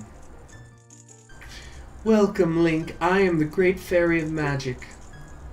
Oh, by the way, apparently Noel from Hololive has been playing this too, or I don't know if he's done yet or something, but I saw this clip that she had a thumbnail that like incorporated everybody from the from her generation in it. So it was like some fan art, and so Noelle was Link, Flair was Zelda, obviously, then Pecora was I guess a Zora, and she had the fish in her hair braids instead of carrots, and then Marine was one of the fairy fountains, one of the fairies in the fountain, so she had this outfit on. A very, very cute thumbnail concept, wallpaper concept. Oh yeah, and then Ganon was that, whatever they call that model of like it's the ASMR mic thing that looks like a human face, and Noelle does a lot of ASMR, so there was that. So I thought that was very fun concept. Anyway, let's get this magic spell. But yeah, Marine is the fairy, the giant fairy. Maximum horniness. Good choice. Yeah, we'll try to go use the Song Storm, see what happens. There it is. You got Nehru's Love. Cast this to create a powerful protective barrier. It's defensive magic you can use with C. It should be noted that Navi was Rushia, given that she was color green. Yes, and that was quite symbolic because Navi goes away in the end. Nehru's Love is an effect for only a limited time, so use it carefully. When battle has made you weary, please come back to see me. So let me show you guys how this Nehru's Love is. We'll use it right now on our way to the other oasis. So you can see it in action.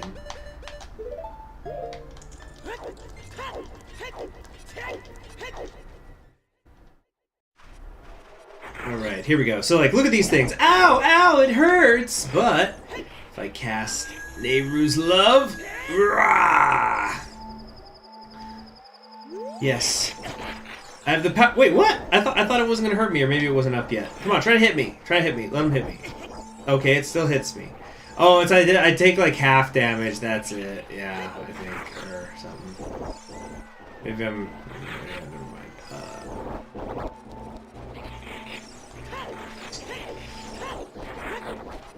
Yeah, Rushia is gone.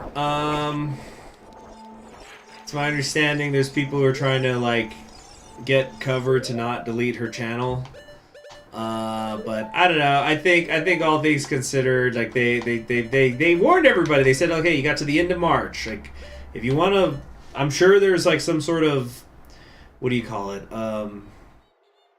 Save the, did I say save the? Yeah, the Save Rushia's videos project going on. Everybody's like just downloading them, putting them in a huge Google Drive or something.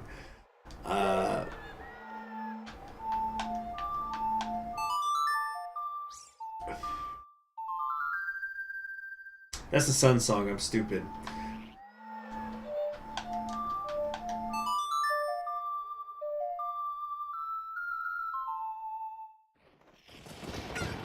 Oh, I hear Skulltula somewhere. All right. Called me Muhad'Dib. Oh, nice. I could get more fairies here if I wanted.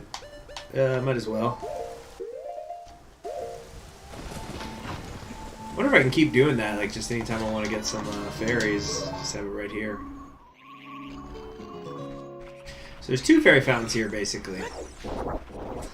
Alright, I don't think there's anything else to do around here necessarily. There's that, we gotta like plant a seed, but we're gonna do that once we're kid, so... come over here, Prelude Light. No! Oh, god damn it! Freaking... That was dumb.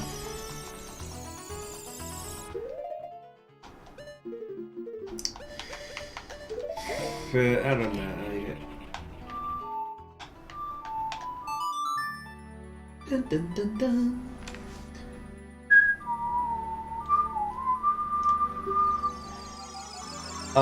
Yeah, the Rushia thing, I guess I should just be thankful I never took the time to check her out, really. Then I was spared the pain of all this.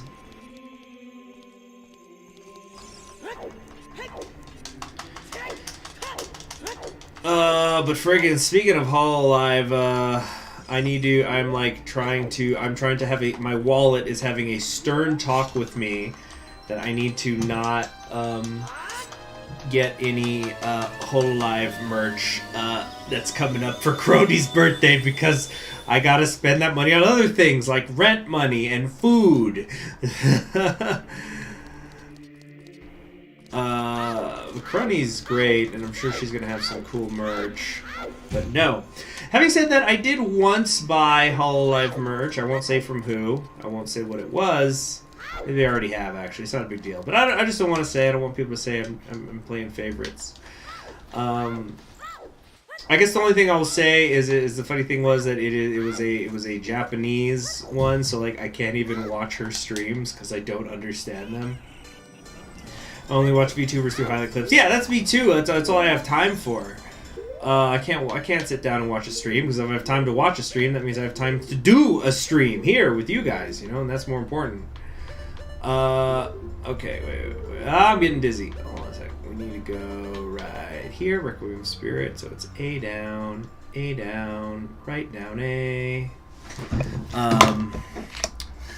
But I get a real kick out of Crony. She, it's funny that people compliment her voice because she actually sounds like somebody I know.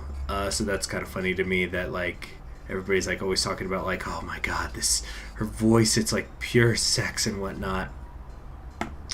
So I blew a little over 500 on car repairs. I'm not in the mood to spend much money for a week or two. Yeah, exactly. Exactly. Like, yeah, I just finally replaced my broken guitar. So not exactly gonna be spending cash anytime soon. I'm literally trying not to spend money on anything until like June.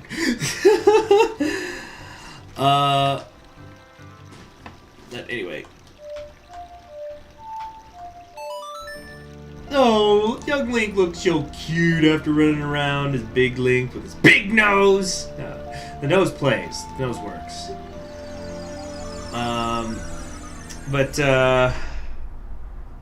I wonder how much of an ecological disaster Link is when he keeps playing the Song of Swords in the desert. No, it's good. It's good. They love it. There's no problems. Okay, where do I plant this thing again? I think it's like right here at the entrance.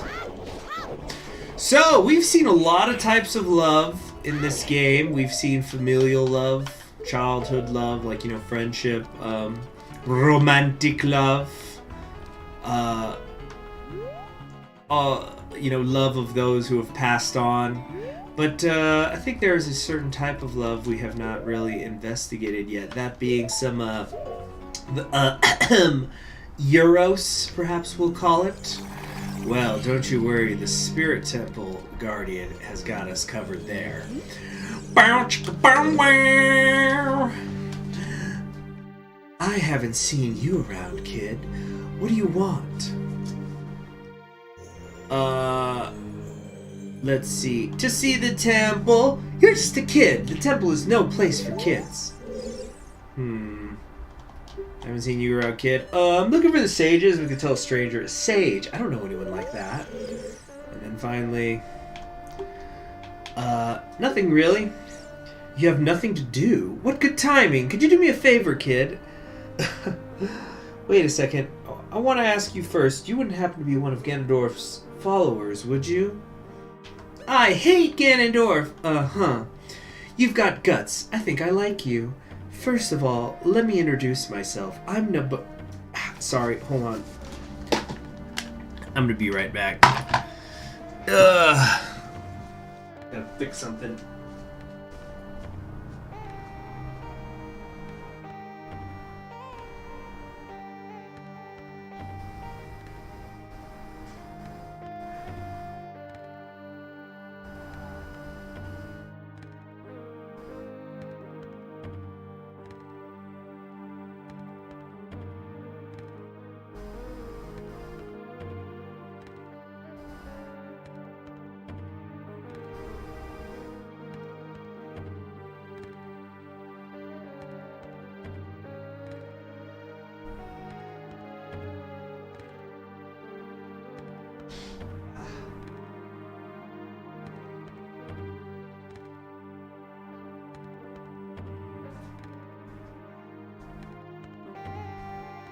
Just a minute, guys. I just gotta put a band-aid on a cut.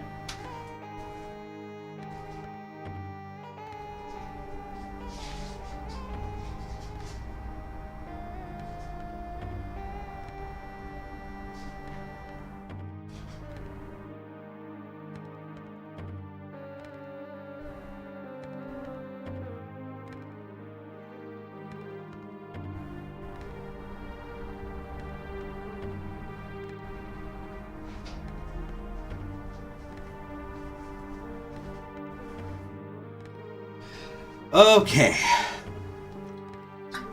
So you knocked out your air conditioner. Yeah, that sounds like it would be pretty bad in humid Florida as we head into summer to not have AC. Oh, man. Belt near the carburetor snapped and slid a bunch of hoses. Those came out of my air conditioner. That reminds me of, I remember once when I was driving an LLV around when I still worked for the post office. I hit like a speed bump and one of my shock absorbers on the LLV broke, and then it sliced through some wires that were it was the wire for the fuel gauge. So basically the LLV thought it didn't have any gas, and so it wouldn't like feed gas into the engine, I guess, because it thought it didn't have any. So that had to, like, yeah, they had to, like, solder, like, replace the wire, solder some shit together, and then, of course, fix the shock absorber later. But that was a pretty unique one. Like, at least that's what the mechanic was telling me. He had never heard of such a thing. Anyway, so, first off, let me introduce myself. I'm Naburu of the Gerudo. I'm a lone wolf thief. But don't get me wrong. Though we're both thieves, I'm completely different from Ganondorf. I'm a thief, not a crook. With his followers, he stole from women and children, and he even killed people. A kid like you may not know this, but the Gerudo race consists only of women. Only one man is born every 100 years. Even though our laws say that lone male Gerudo must become king of the Gerudo, I'll never bow to such an evil man. By the way, what is your name, kid? Link? What kind of name is that? Well, anyway, I want to ask you a favor. Will you go through this tiny hole and get a treasure that's inside? Just gonna go ahead and get a screenshot of that for the trial. The treasure is the Silver Gauntlets. If you equip them, you can easily push and pull very heavy things. No, kid. Don't even think about taking this treasure for yourself. The Silver Gauntlets won't fit a little kid like you if you try to equip them. I want you to be a good boy and give them to me. Ganondorf and his minions are using the Spirit Temple as a hideout. Only the Silver Gauntlets will allow me to sneak deep into the temple. Once there, I'm going to steal all the treasure inside and mess up their plans. How about it? Will you do it? Yes. Thanks, kid. You and I, let's give Ganondorf and his followers a big surprise, shall we? If you can successfully get the Silver Gauntlets, I'll do something great for you. Like Masato was gonna do for Shinji? Yeah, I'll do something great for you. Alright, let's finally hit it. Do you consider lust love? Yeah, no, they're not the same, but as Tenebrae said, it could become love. You can lust after somebody you've never met in your life, or not never met, like you never talked to in your life, but then you know, get to know them, have freaking conversation, and things can change.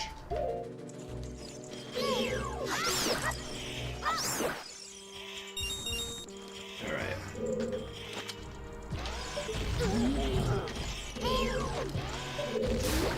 There we go. Oh, I can come down the stairs!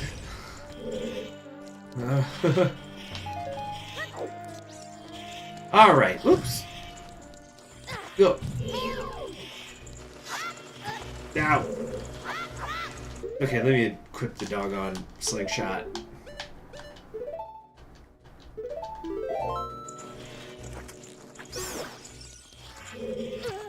Let's see here.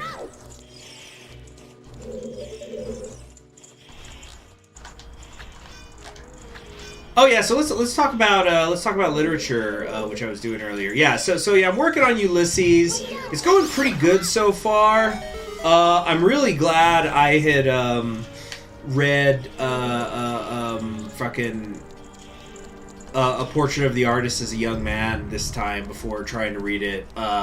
It really, you know, let me understand Daedalus more. So I really liked that. In fact, it's kind of one of those things where I think, like, I don't think anybody should read Ulysses without reading A Portrait of the Artist as a Young Man first. You're gonna be missing too much. Oh boy, they're just on fire now. Yeah, I fucking hate Keese.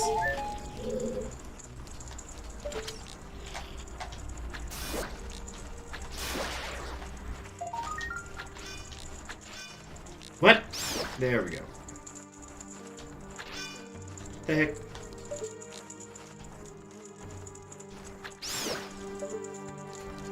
Okay, I think we need the boomerang to get that one.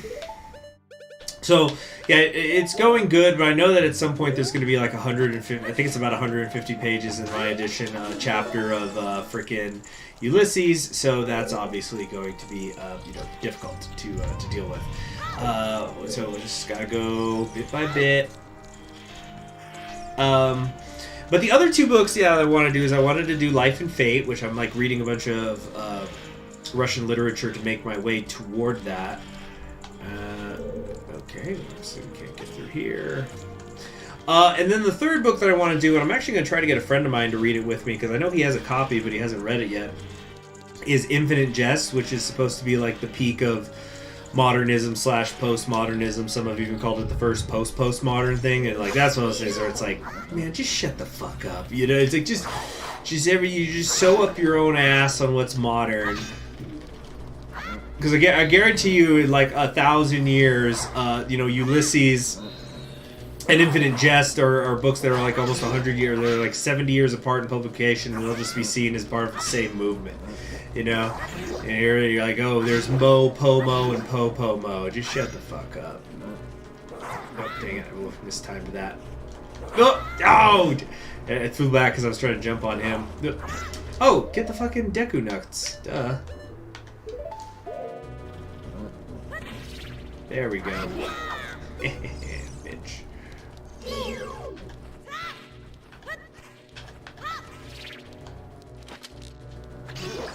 There we go.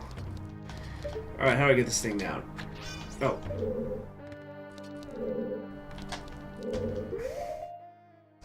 Ride on the wings of... Wait, oh gosh, what is this poem you're putting up here, Tenebrae? Let me know when you're done, I'll read it all. But yeah, Infinite Jest is just supposed to be about, like, you know, post end of history America, right? Right? We're totally in the end of history. We're not, but yeah, it's supposed to be just this, like, kind of. It's my understanding it is the most recent book that is, like, in that running of this is the great American novel. This is you know, a new important part of the Western canon. Oh, these fucking things. Yeah, I think I can only beat these things with Din's Fire when I'm a kid. Or, oh yeah, I think you're supposed to, like, lure him over, but I've got Din's Fire, so we'll just smoke him. He's like this sarcophagus thing, yeah. Anubis, vulnerable to fire. So yeah, the hard mode is you just gotta fucking get him over that fire and activate it, but, you know, we ain't gonna be doing that. Oh, god damn it! Fuck off.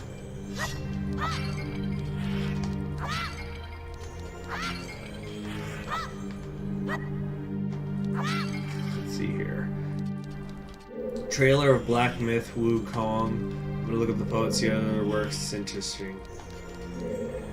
So, oh, freaking. Alright. So it says, Thou shalt kill, lest feuds instill. Thou shalt steal, as decreed by free will. Thou shalt commit adultery, for love thrives in debauchery. Thou shalt speak the untruth to inspire and seduce. Drench in fine wines to soothe your mind, where emotions entwine. Embrace bodily pleasure, for life is short and you have now or never. Find escape in the dreaming, or else life is not worth living. Ride on the wings of lust, in true wisdom thou shalt trust. Oh, interesting. Interesting poem. Satan! Alright, we're just playing around. Watch for the shadows of monsters that hang from the ceiling. Oh, that's great. Gotta deal with this shit now, too. Let's get him. Come down, come down, come down, come down, come down. Gotcha. Got you. Gotcha, bitch. It's keys to just... Oh, did I get 2 for 1 special? It looked like I hit another one or something.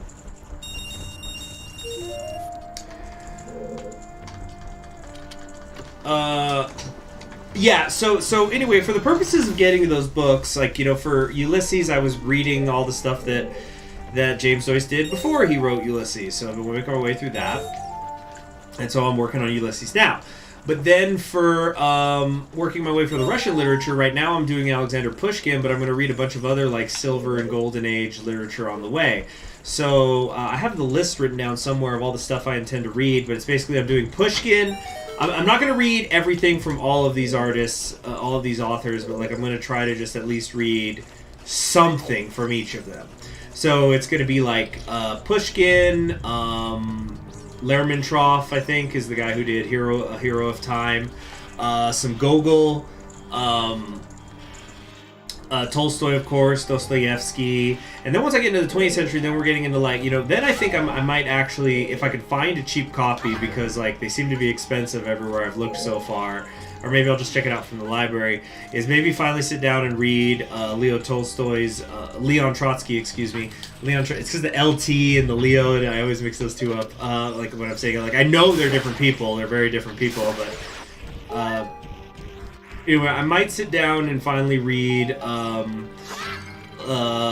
Leon Trotsky's history of the Russian Revolution, which, you know, is obviously going to be biased because he was there. Like, all histories are biased, but that's going to be extra biased. But it'll be interesting to see his thoughts. So I might read that. Might read, like, you know, Revolution Betrayed, which is, like, I've never read even, like, an excerpt of Revolution Betrayed. Like, I've at least read excerpts of his history of the Russian Revolution. But A Revolution Betrayed is, from what I've heard, is supposed to be very interesting because he's commenting on what is... He basically predicts Stalinism. So it's supposed to be interesting in that regard. Like, he basically said, this is what's going to happen. This is how things are going to go down. Let's see here. I'm hearing a fucking Skulltula somewhere. Yeah, all history is biased. Gotta be cognizant of it. Yeah, exactly. Like, I don't have a problem reading a biased account of history. to a point. Because also another thing that I was thinking about reading was it's like some big 3-volume thing, but I think there's an abridged version. I think it's called Gulag Archipelago, and it's supposed to. So I had heard of it as like this. It was supposed to be an account of like what the gulags were like under Stalin. But then I started researching into them because I was like, okay, where can I find a copy? And like there seems to be a 3-volume set. It's like, ooh, this kind of looks like it costs a decent amount of money, but I guess I could. It's worth it. There's a lot of read. All right, we got some bomb chews. Hint, hint, hint. Right. All right, let's activate this shit. God, I am going mad hearing that Skulltula. Where is it? Oh, now it's shut up, huh? But from what I heard, apparently, like, a lot of his stuff, it's like, okay, it's literature, it's not history, but, like, he tried to present it as history, and it's full of, like, some things that are exaggerated and some things that are just straight-up lies. I was like, well, fuck, I don't want to do that. So I guess I'll try to just find somewhere, you know, some other account of the gulags besides the archipelago. I'm sure there's a good one out there somewhere. God, I'm hearing this fucking Skulltula, but I don't know where it is. There it is. Jesus.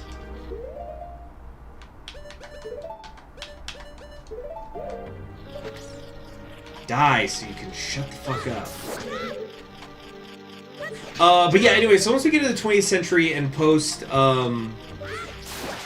frickin' the Russian Revolution, there's obviously a change in Russian literature. So like, I'm trying to find something by, I think his name is Maxim Gorky. He was like, so he's supposed to be like the preeminent Soviet writer, where like he's the ones who's like, it's the Soviet style literature. But then there's like the anti-Soviet literature, or like the emigre literature, I guess you could say, or the anti-Stalin literature. So for that, I'm gonna read Dr. Zhivago, but this Gorky guy, I can't find anything in English so far. But you know, like I'm not gonna be reading that shit till like towards the end of the year. Like there's so much I'm doing along the way. All right, so here's the interior goddess with her snake. You need an exterminator name, hunting down all these bugs. I think I've killed, what, 70 of them now? Yep, 70 on the dot. Oh, I see what I'm supposed to do. I need to push that thing down onto this button, on this switch here. So that's going to open that up, but then it's going to go away as soon as I come up here. Yeah, oh god, shut up. Grab this, push here. I think we're gonna come back in this room later when we're an adult.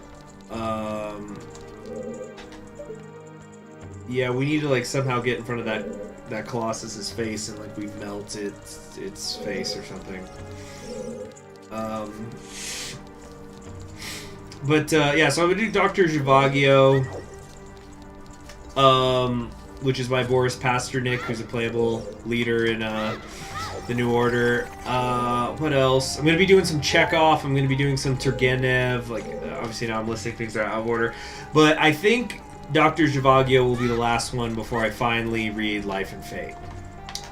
So that's my Russian literature side. Yeah, it's like Lermonov, Dostoevsky, Tolstoy, Turgenev.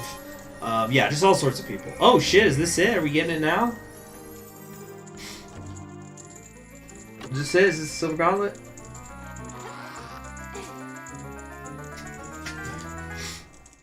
No, it's the map. Well, I guess that'll be good for when we're an adult. Yeah, so just, yeah, basically tons and tons of Russian literature coming my way, culminating in Life and Fate. Oh, Master and Margarita by Bolonikov, that's another one. So, you know, a lot of these are not small books. This is, like, there's a lot of short stories, like Chekhov's all short stories. But some hefty boys, right, with that we think of when we think of Russian literature. Wait, no, fuck, this is where it just was. Oh, so I do need to go through that upstairs door, I guess. Oh shit, yeah, you see? No, I know. So then anyway, on like the road to Infinite Jest, what I'm gonna try to do is like kind of Ulysses is part of the road to Infinite Jest because it's in like that modernist into postmodernist genre. Then I'm gonna take a break. I'm actually gonna take like a little break and read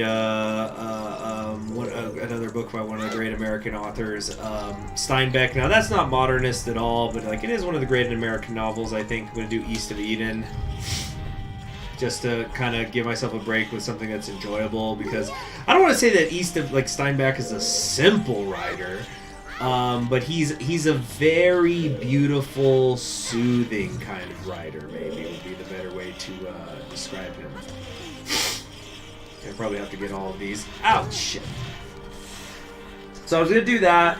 I was going to do Slaughterhouse 5 by Vonnegut, which I haven't actually taken the time to read before. I've read a lot of his Breakfast of Champions, which is very fun, but not Slaughterhouse 5 itself. Hold on a sec. Talking literature, poems. Yeah, Poet of Insanity. Yeah, we're talking poems. Oh, so the thing that's holding me up the most, though, speaking of poems, is this Pushnik poem novel I'm reading now. It's just because, like, poetry, I do like poetry, but it slows me down because I just gotta, I gotta absorb the meter, and, they usually will have so much stuff in there, but it's a lot. Ever read Count of Monte Cristo? No, I have not. I have plans to, though. Maybe next year, but I've heard it's good. I've heard it's like a serious page turner. That like it's really easy to read and also like really interesting. So like I've heard of people who read Count of Monte Cristo in a day, which is nuts because isn't it like the unabridged version over 1,000 pages?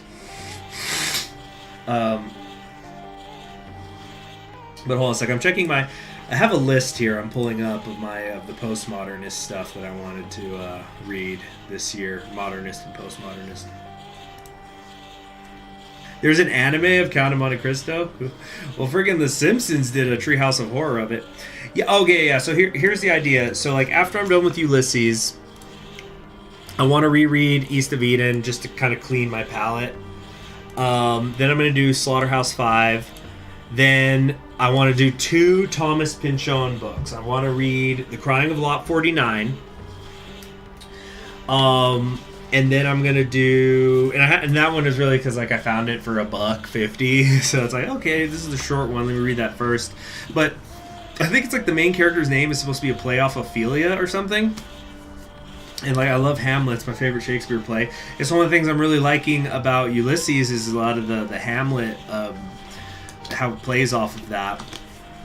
So I'm gonna do Crying of Lot 49 by Thomas Pynchon, and then Gravity's Rainbow by Thomas Pynchon, which that one is supposed to be pretty heavy. That like it's its own reward. A lot of these books are their own reward, incidentally. A lot of these are amazing books. Some of them I've reread before. And in fact, so what I've set for myself to do after Gravity's Rainbow is I actually want to then reread Blood Meridian or The Evening Redness in the West. That's by Cormac McCarthy. That's a Southwest boy like me. Yeah, so reread that because that's like kind of modernist, postmodern fiction as well. But like I've read it before, so I'll be comfortable with it. And then I will finally take the plunge and do Infinite Jest. So that'll probably be December. So like the idea, I guess, would be that come December of this year, I'll be alternating between reading Infinite Jest and Life and Fate, and hopefully I'll be doing Infinite Jest with a friend of mine who already has a copy. I haven't told him I plan to do that yet, though. I'll spring that on him and upset him. But I think he just needs somebody to read it with. That's why he hasn't sat down and done it.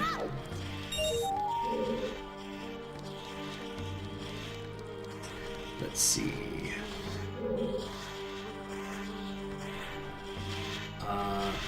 There we go. Whoop! I wonder if I can use Din's Fire to light this thing. Let's find out. Oh shit! Well, it better, because I don't have enough magic to do this again. I really need to be fucking... Oh, god damn it. I need to be getting those green potions. Like, I got all this money and I don't spend it the way I should.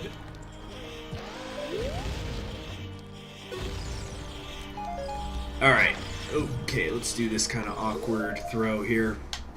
So yeah, some serious heavy hitters of literature that I want to read this year, but I've been really enjoying it so far. You know, I've read Great Expectations this year. That lived up to the hype. Kind of think he should have stuck with the original ending, but that might just be me. Yeah, Great Expectations lived up to the hype. Let's see here. Bad Beast Yeti says, I hate Hamlet. Oh boy, here we freaking go. I hate Hamlet. Hamlet is just as dumb as Romeo. All Hamlet had to do was wait. His uncle had made him his heir and was old as fuck. All he needed to do was wait for him to die. Well, you never know. You know, the king probably eats well, is treated well. He might take a while. But also, I think that was the thing with the father. The father's like, I must be revenged. Like, he needs to not just die of old age and be fucking my wife every night along the way. He needs to be punished.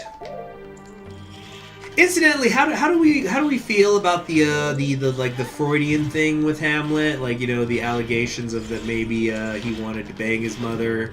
You know, there was a bit of an Oedipus complex going on there. Maybe are we in favor? Are we not in favor of it? As a chat. God damn it! There we go. Isn't Hamlet almost a teacher? I think Hamlet might be in his early 20s at the start. I mean, you might need to double check that. Hamlet is a very difficult one to adapt. You know, it might sound strange in a weird way. The Lion King is one of the better adaptations of Hamlet. I guess, like, if I had to say, maybe the Mel Gibson is the best film one I've seen, and I've seen a few. There was an Ethan Hawke Hamlet, which I really did not like, and there were some people trying, like, what's his name? I think Lev Schreiber plays Laertes in that, but it just wasn't happening. Let's see, the Kenneth Branagh one is good, but I think at times he's a little too restrained with how he plays Hamlet. But there is some good stuff in there. I thought the setting was interesting. The Hall of Mirrors was very interesting in that one. And of course, the Kenneth Branagh is the only film adaptation that I'm aware of that's ever been done where they adapted the entire play. So it's like 5 hours long. I remember I watched that movie with my girlfriend at the time. We were spending the day. We planned to spend the day together at her house, and it was like we were actually scheduled. Like, okay, we were only gonna do 3 things today. We're gonna watch Hamlet. We're gonna watch Hamlet. We're gonna have sex, and we're gonna watch Hamlet 2. And like, and you know, and Hamlet, it was the main thing to, like, you know, and it was basically that was how we broke up watching Hamlet, was with you know, rounds. And then when we hit the intermission, that's when we watched Hamlet 2. Then we finished watching Hamlet. Finished the other half of the Hamlet. And it's so long. And you know, it's funny because, like, it has Fortinbras and all that in there. Because Fortinbras, the whole Norwegian storyline, that's the first thing to hit the cutting room floor anytime you're doing a stage adaptation of Hamlet. And I completely understand. Let's see. The actual interesting thing about Hamlet in the original version is the scene where he kisses his mother. The scene is not sexual. But you see, this thing, a lot of the scenes can be interpreted in a lot of ways. But yeah, Romeo's stupid, by the way. I completely agree. Yeah, because isn't Romeo 16 and Juliet's 13? Awful. Just awful. Just watching a couple of stupid kids. You know, that's what we need to be teaching teenagers. Not that Romeo and Juliet is romantic. It's a warning. It's like as you get older and you watch The Little Mermaid and you're like, this dumb bitch Ariel throwing away her family for some man she's never talked to in her life. Oh crap! I forgot we have to fight this thing as a kid, and I don't think that Deku Nuts work on it. These things, These things are like harder than the fucking. I swear they're harder than the Ganon fight. You know, to end the game. Yeah. Oh yeah. These things. Yeah. It's like 3 hearts I think for every hit. But I think if they destroy the pillars drop hearts. Let's check. Yeah. Nice. Okay. All right. I think bombs can hurt it. Oh yeah. We'll just spam the bombs at it.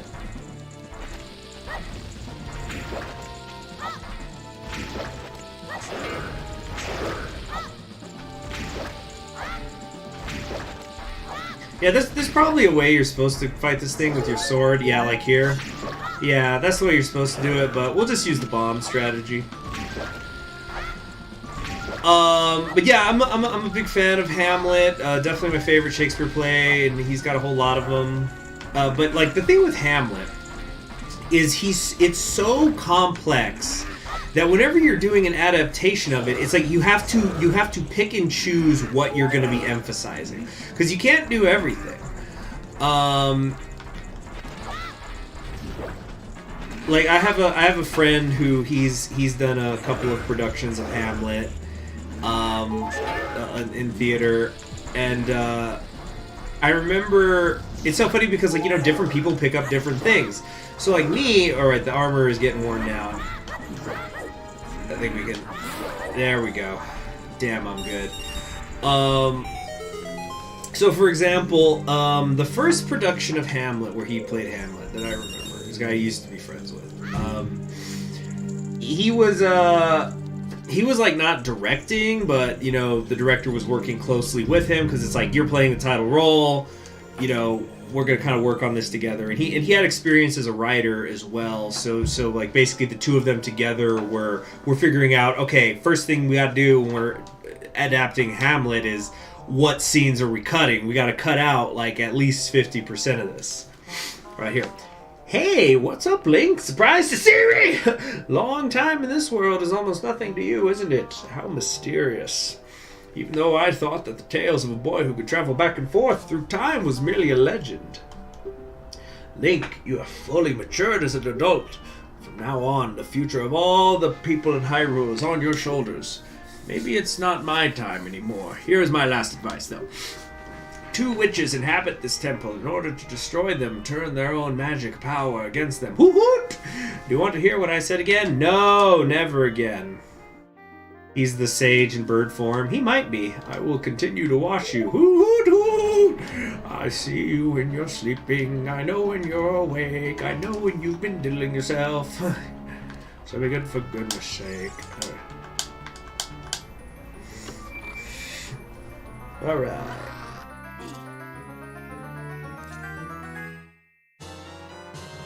You found the Silver Gauntlets! If you wore them, you would feel the power in your arms. The power to lift big things with A!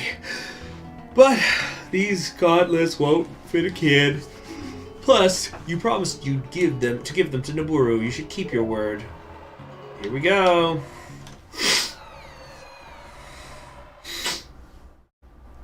Hey, where are you taking me? Yarg, let me go!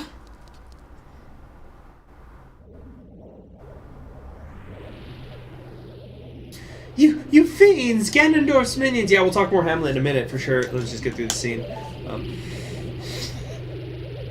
Link, get out of here, now! These witches, they're using black magic on me! Hell, that doesn't look good. You saw Hamlet at the Stratford Theatre. They used a World War I aesthetic. Very interesting. Yeah, and that could also be really interesting with Shakespeare. I think that's why people are able to adapt him so frequently to, Hold on, let me see. Can I hit this piece of art with the boomerang? I don't think so. I don't think it reaches that far. Maybe.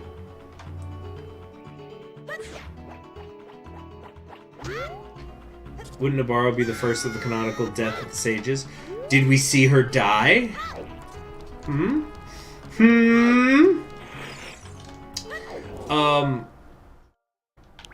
Aren't those witches supposed to be Ganondorf's mother?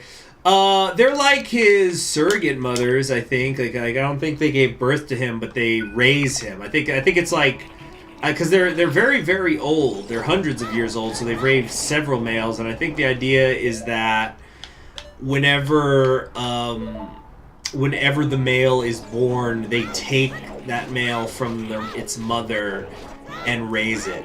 And then, because they're evil, that's why the Gerudos are always led by an evil man over and over again. Or something like that. Okay, let's see, Prelude or Light. Here we go. So Hamlet, I was saying. So Shakespeare is so great because he's very adaptable. The way he, you need the beans. Yeah, to get that, yeah. No, for the heart. It's so Shakespeare's works can be so adaptable. That's why you'll see people like do them. It's like, oh, this is we're gonna set it in like medieval times, or we're gonna set it in the Renaissance, or we're gonna set it in Russia in the 18th century, like different plays, or modern times, or fascist Italy, or like alternate universe fascist post World War II Britain, things like that. Just all sorts of stuff. They're the opposite of the stork. Yeah, they come and take the baby instead of leaving it. That's great, Yeti. That's great. That's a good one. I like that.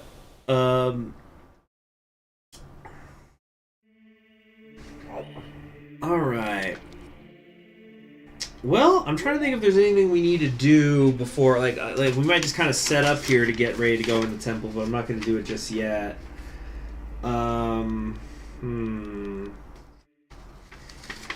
Yeah, I think we might just warp back here, warp back there, and get the stuff with the beans. I've already forgotten how the song went.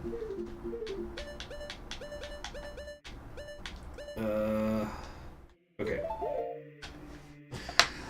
So anyway, when I had been talking to my friend, and the first thing he tells me is he says, okay, we're working on A down A, right down A, yeah. He says, okay, we're working on cutting things down. So like, and so he said, and he knew I liked Hamlet, because I've liked Hamlet since, like, it immediately became my first, it wasn't the first Shakespeare play I ever read, but the first time I read it, I went, oh my gosh, this is incredible. I don't know, I want to say I was maybe like a sophomore in high school, like I had just read it on my own time. And so he tells me, okay, like, what is your favorite scene? Who's your favorite character? And, like, what do you think, what's a theme you think should be explored? Like, he wanted my advice. We were both young. Like, this was at the time we had just been a little bit out of high school.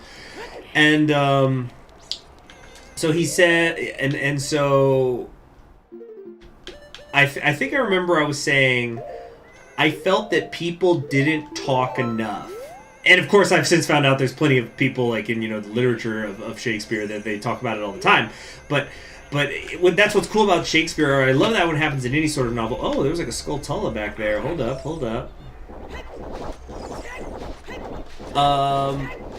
But like the first thing I said was, one of the things that quickly stood out to me in regards to Hamlet was how he is so fucking ignorant of the terrible things he does to the people around him.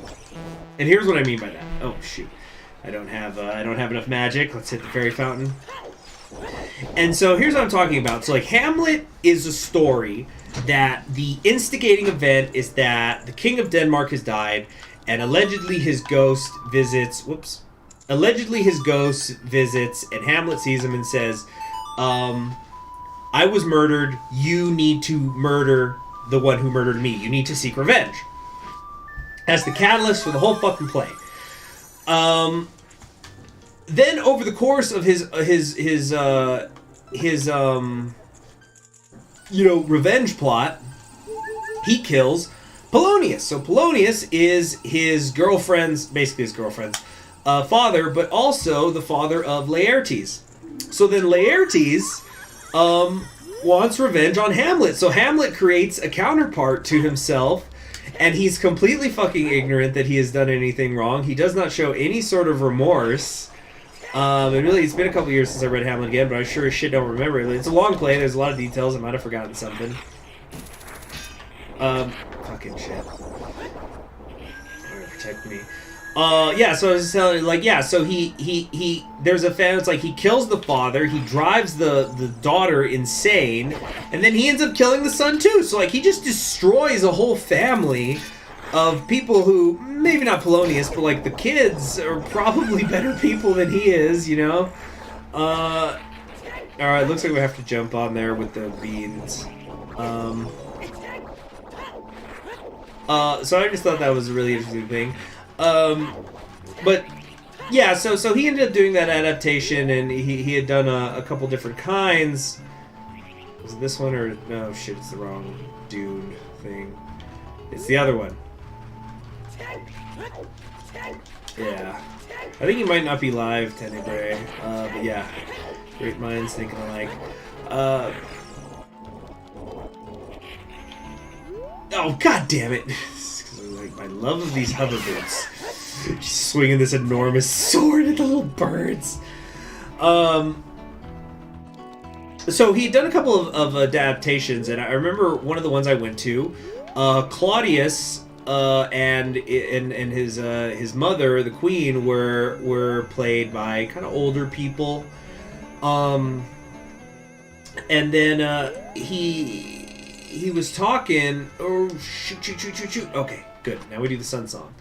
He was talking about how, like, the next time how he was in Hamlet, because I think that particular production was through Shakespeare on the Rocks, which is this company that used to do twice annual Shakespeare festivals, where it was like they would do like 3 plays in the spring, 3 plays in the fall. And so he's saying, yeah, for my next production of Hamlet, I wanted to have a young queen. And he wanted to like explore the freaking Oedipus stuff, and he was a big believer in it. That he's like, oh yeah, it's there. Oh shit, I didn't mean to activate that. The Oedipus thing, where, like, Hamlet wants to bang his mom. That's why he hates Claudius, because like he actually is the one who wants to fuck her. I disagree. I think it's a little bit of a stretch. Like there's that scene where he's going on about being deliberately cruel to his own mother for and like how it's only because she is his mother that he's not going to kill her too, out of revenge. Because he hates. He sees this betrayal of his father, and that she got married to the brother.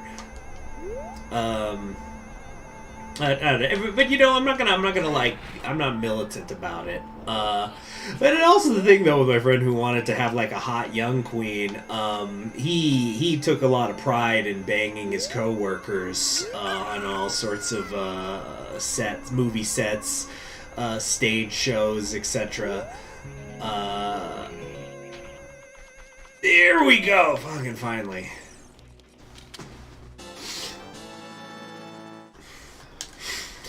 Okay, so I think that is quite enough for the day. Maybe we could... Somebody remind me, we'll talk more Hamlet next time, and, so I think, when's the next time I'll stream this? Maybe I'll stream this Thursday. I think tomorrow, I'll stream some CK3. Yeah, it'll be in the evening for sure. Probably starting later than today's stream did, because, even though it's spring break, I do have things to do. I'm gonna be busy during the day. But, yeah, that's it. Thank you very much for joining me. I'm Conquering History Games. You all have yourselves a very pleasant day. Thank you very much for those of you who donated via Super Chat. Co-worker, if he's the director, wouldn't they be his subordinates? No, on this particular one, he was not the director. He was just, like, being, like, the director was working with him, where it's like, you're Hamlet, let's figure out what you want to cut. No, he has never... No. He's been... I remember in high school, for a couple of plays in theater, he was the director, but those were... But then again, that's high school. It's not exactly the same. Like, there's a teacher who's really in charge. He's just like the student director. But besides that, no. As far as I know, he never banged any subordinates. But I don't know. We're not really friends anymore, him and I, for reasons of his own. I won't get into it, but yeah, I haven't seen him in years. I don't think he's dead, because funnily enough, I was delivering mail to his house at one point last year, so I went and it had his name on it, and it was his address. I knew he was at. I was like, oh, okay, so he's alive. But yeah, he's it's just one of those things. Like, he's made his choices. I'm just seeing if there's anything in these ring rocks here, real quick. You know, he has his sins, but banging somebody whose checks he signs is not one of them. Whoa. Oh, incidentally, real quick drive-by story of just like the examples of how awful Russian literature is. Like, just so sad and depressing. In Hajit Marat, this is a tiny spoiler because it's not even a main character, but there's a character who dies. Like, you meet him and then he's dead in a few pages. He's a soldier who dies. And then you find out the backstory of his family, and there's like all this fucked up stuff. Like he enlisted so his brother wouldn't have to go to the war. This is in Hajit Marat. He enlisted so his brother wouldn't have to go into the war, and freaking he ended up. I thought, why did I think it went higher? Hold on, I'm gonna try something here. And then his brother is just like a total fucking deadbeat who, like, he definitely deserved to die more if somebody had to. And then it turned out that the guy who left, the one who got killed, the soldier who got killed, his wife is, like, you know, doing like these super ostentatious displays of like, oh my god, my husband has died. But like, she's actually secretly really happy that he's dead because she's fucking carrying the baby of her boss. And so she's like, nice, he's dead, so I'll just get married to my boss now, and then nobody will gossip that I was pregnant by him, you know, or something, or like, you know, I could. It's like, oh, it's Paul's like, oh, she got knocked up before he left or whatever, but no, she's been having this affair with her boss. Or maybe she can get married fast enough that it's like, oh, it's the boss's kid, but like, you know, she got remarried, it's fine. It's left a tiny bit ambiguous. Leo Tolstoy's not able to go into as much detail as usual, but yeah, but it's just like, yeah, the wife, you know, Jody got his wife. It's like, God, you couldn't kill this guy once, Leo Tolstoy? Fuck. Anyway, so let's hit it on Conquering History Games. I'll see you next time.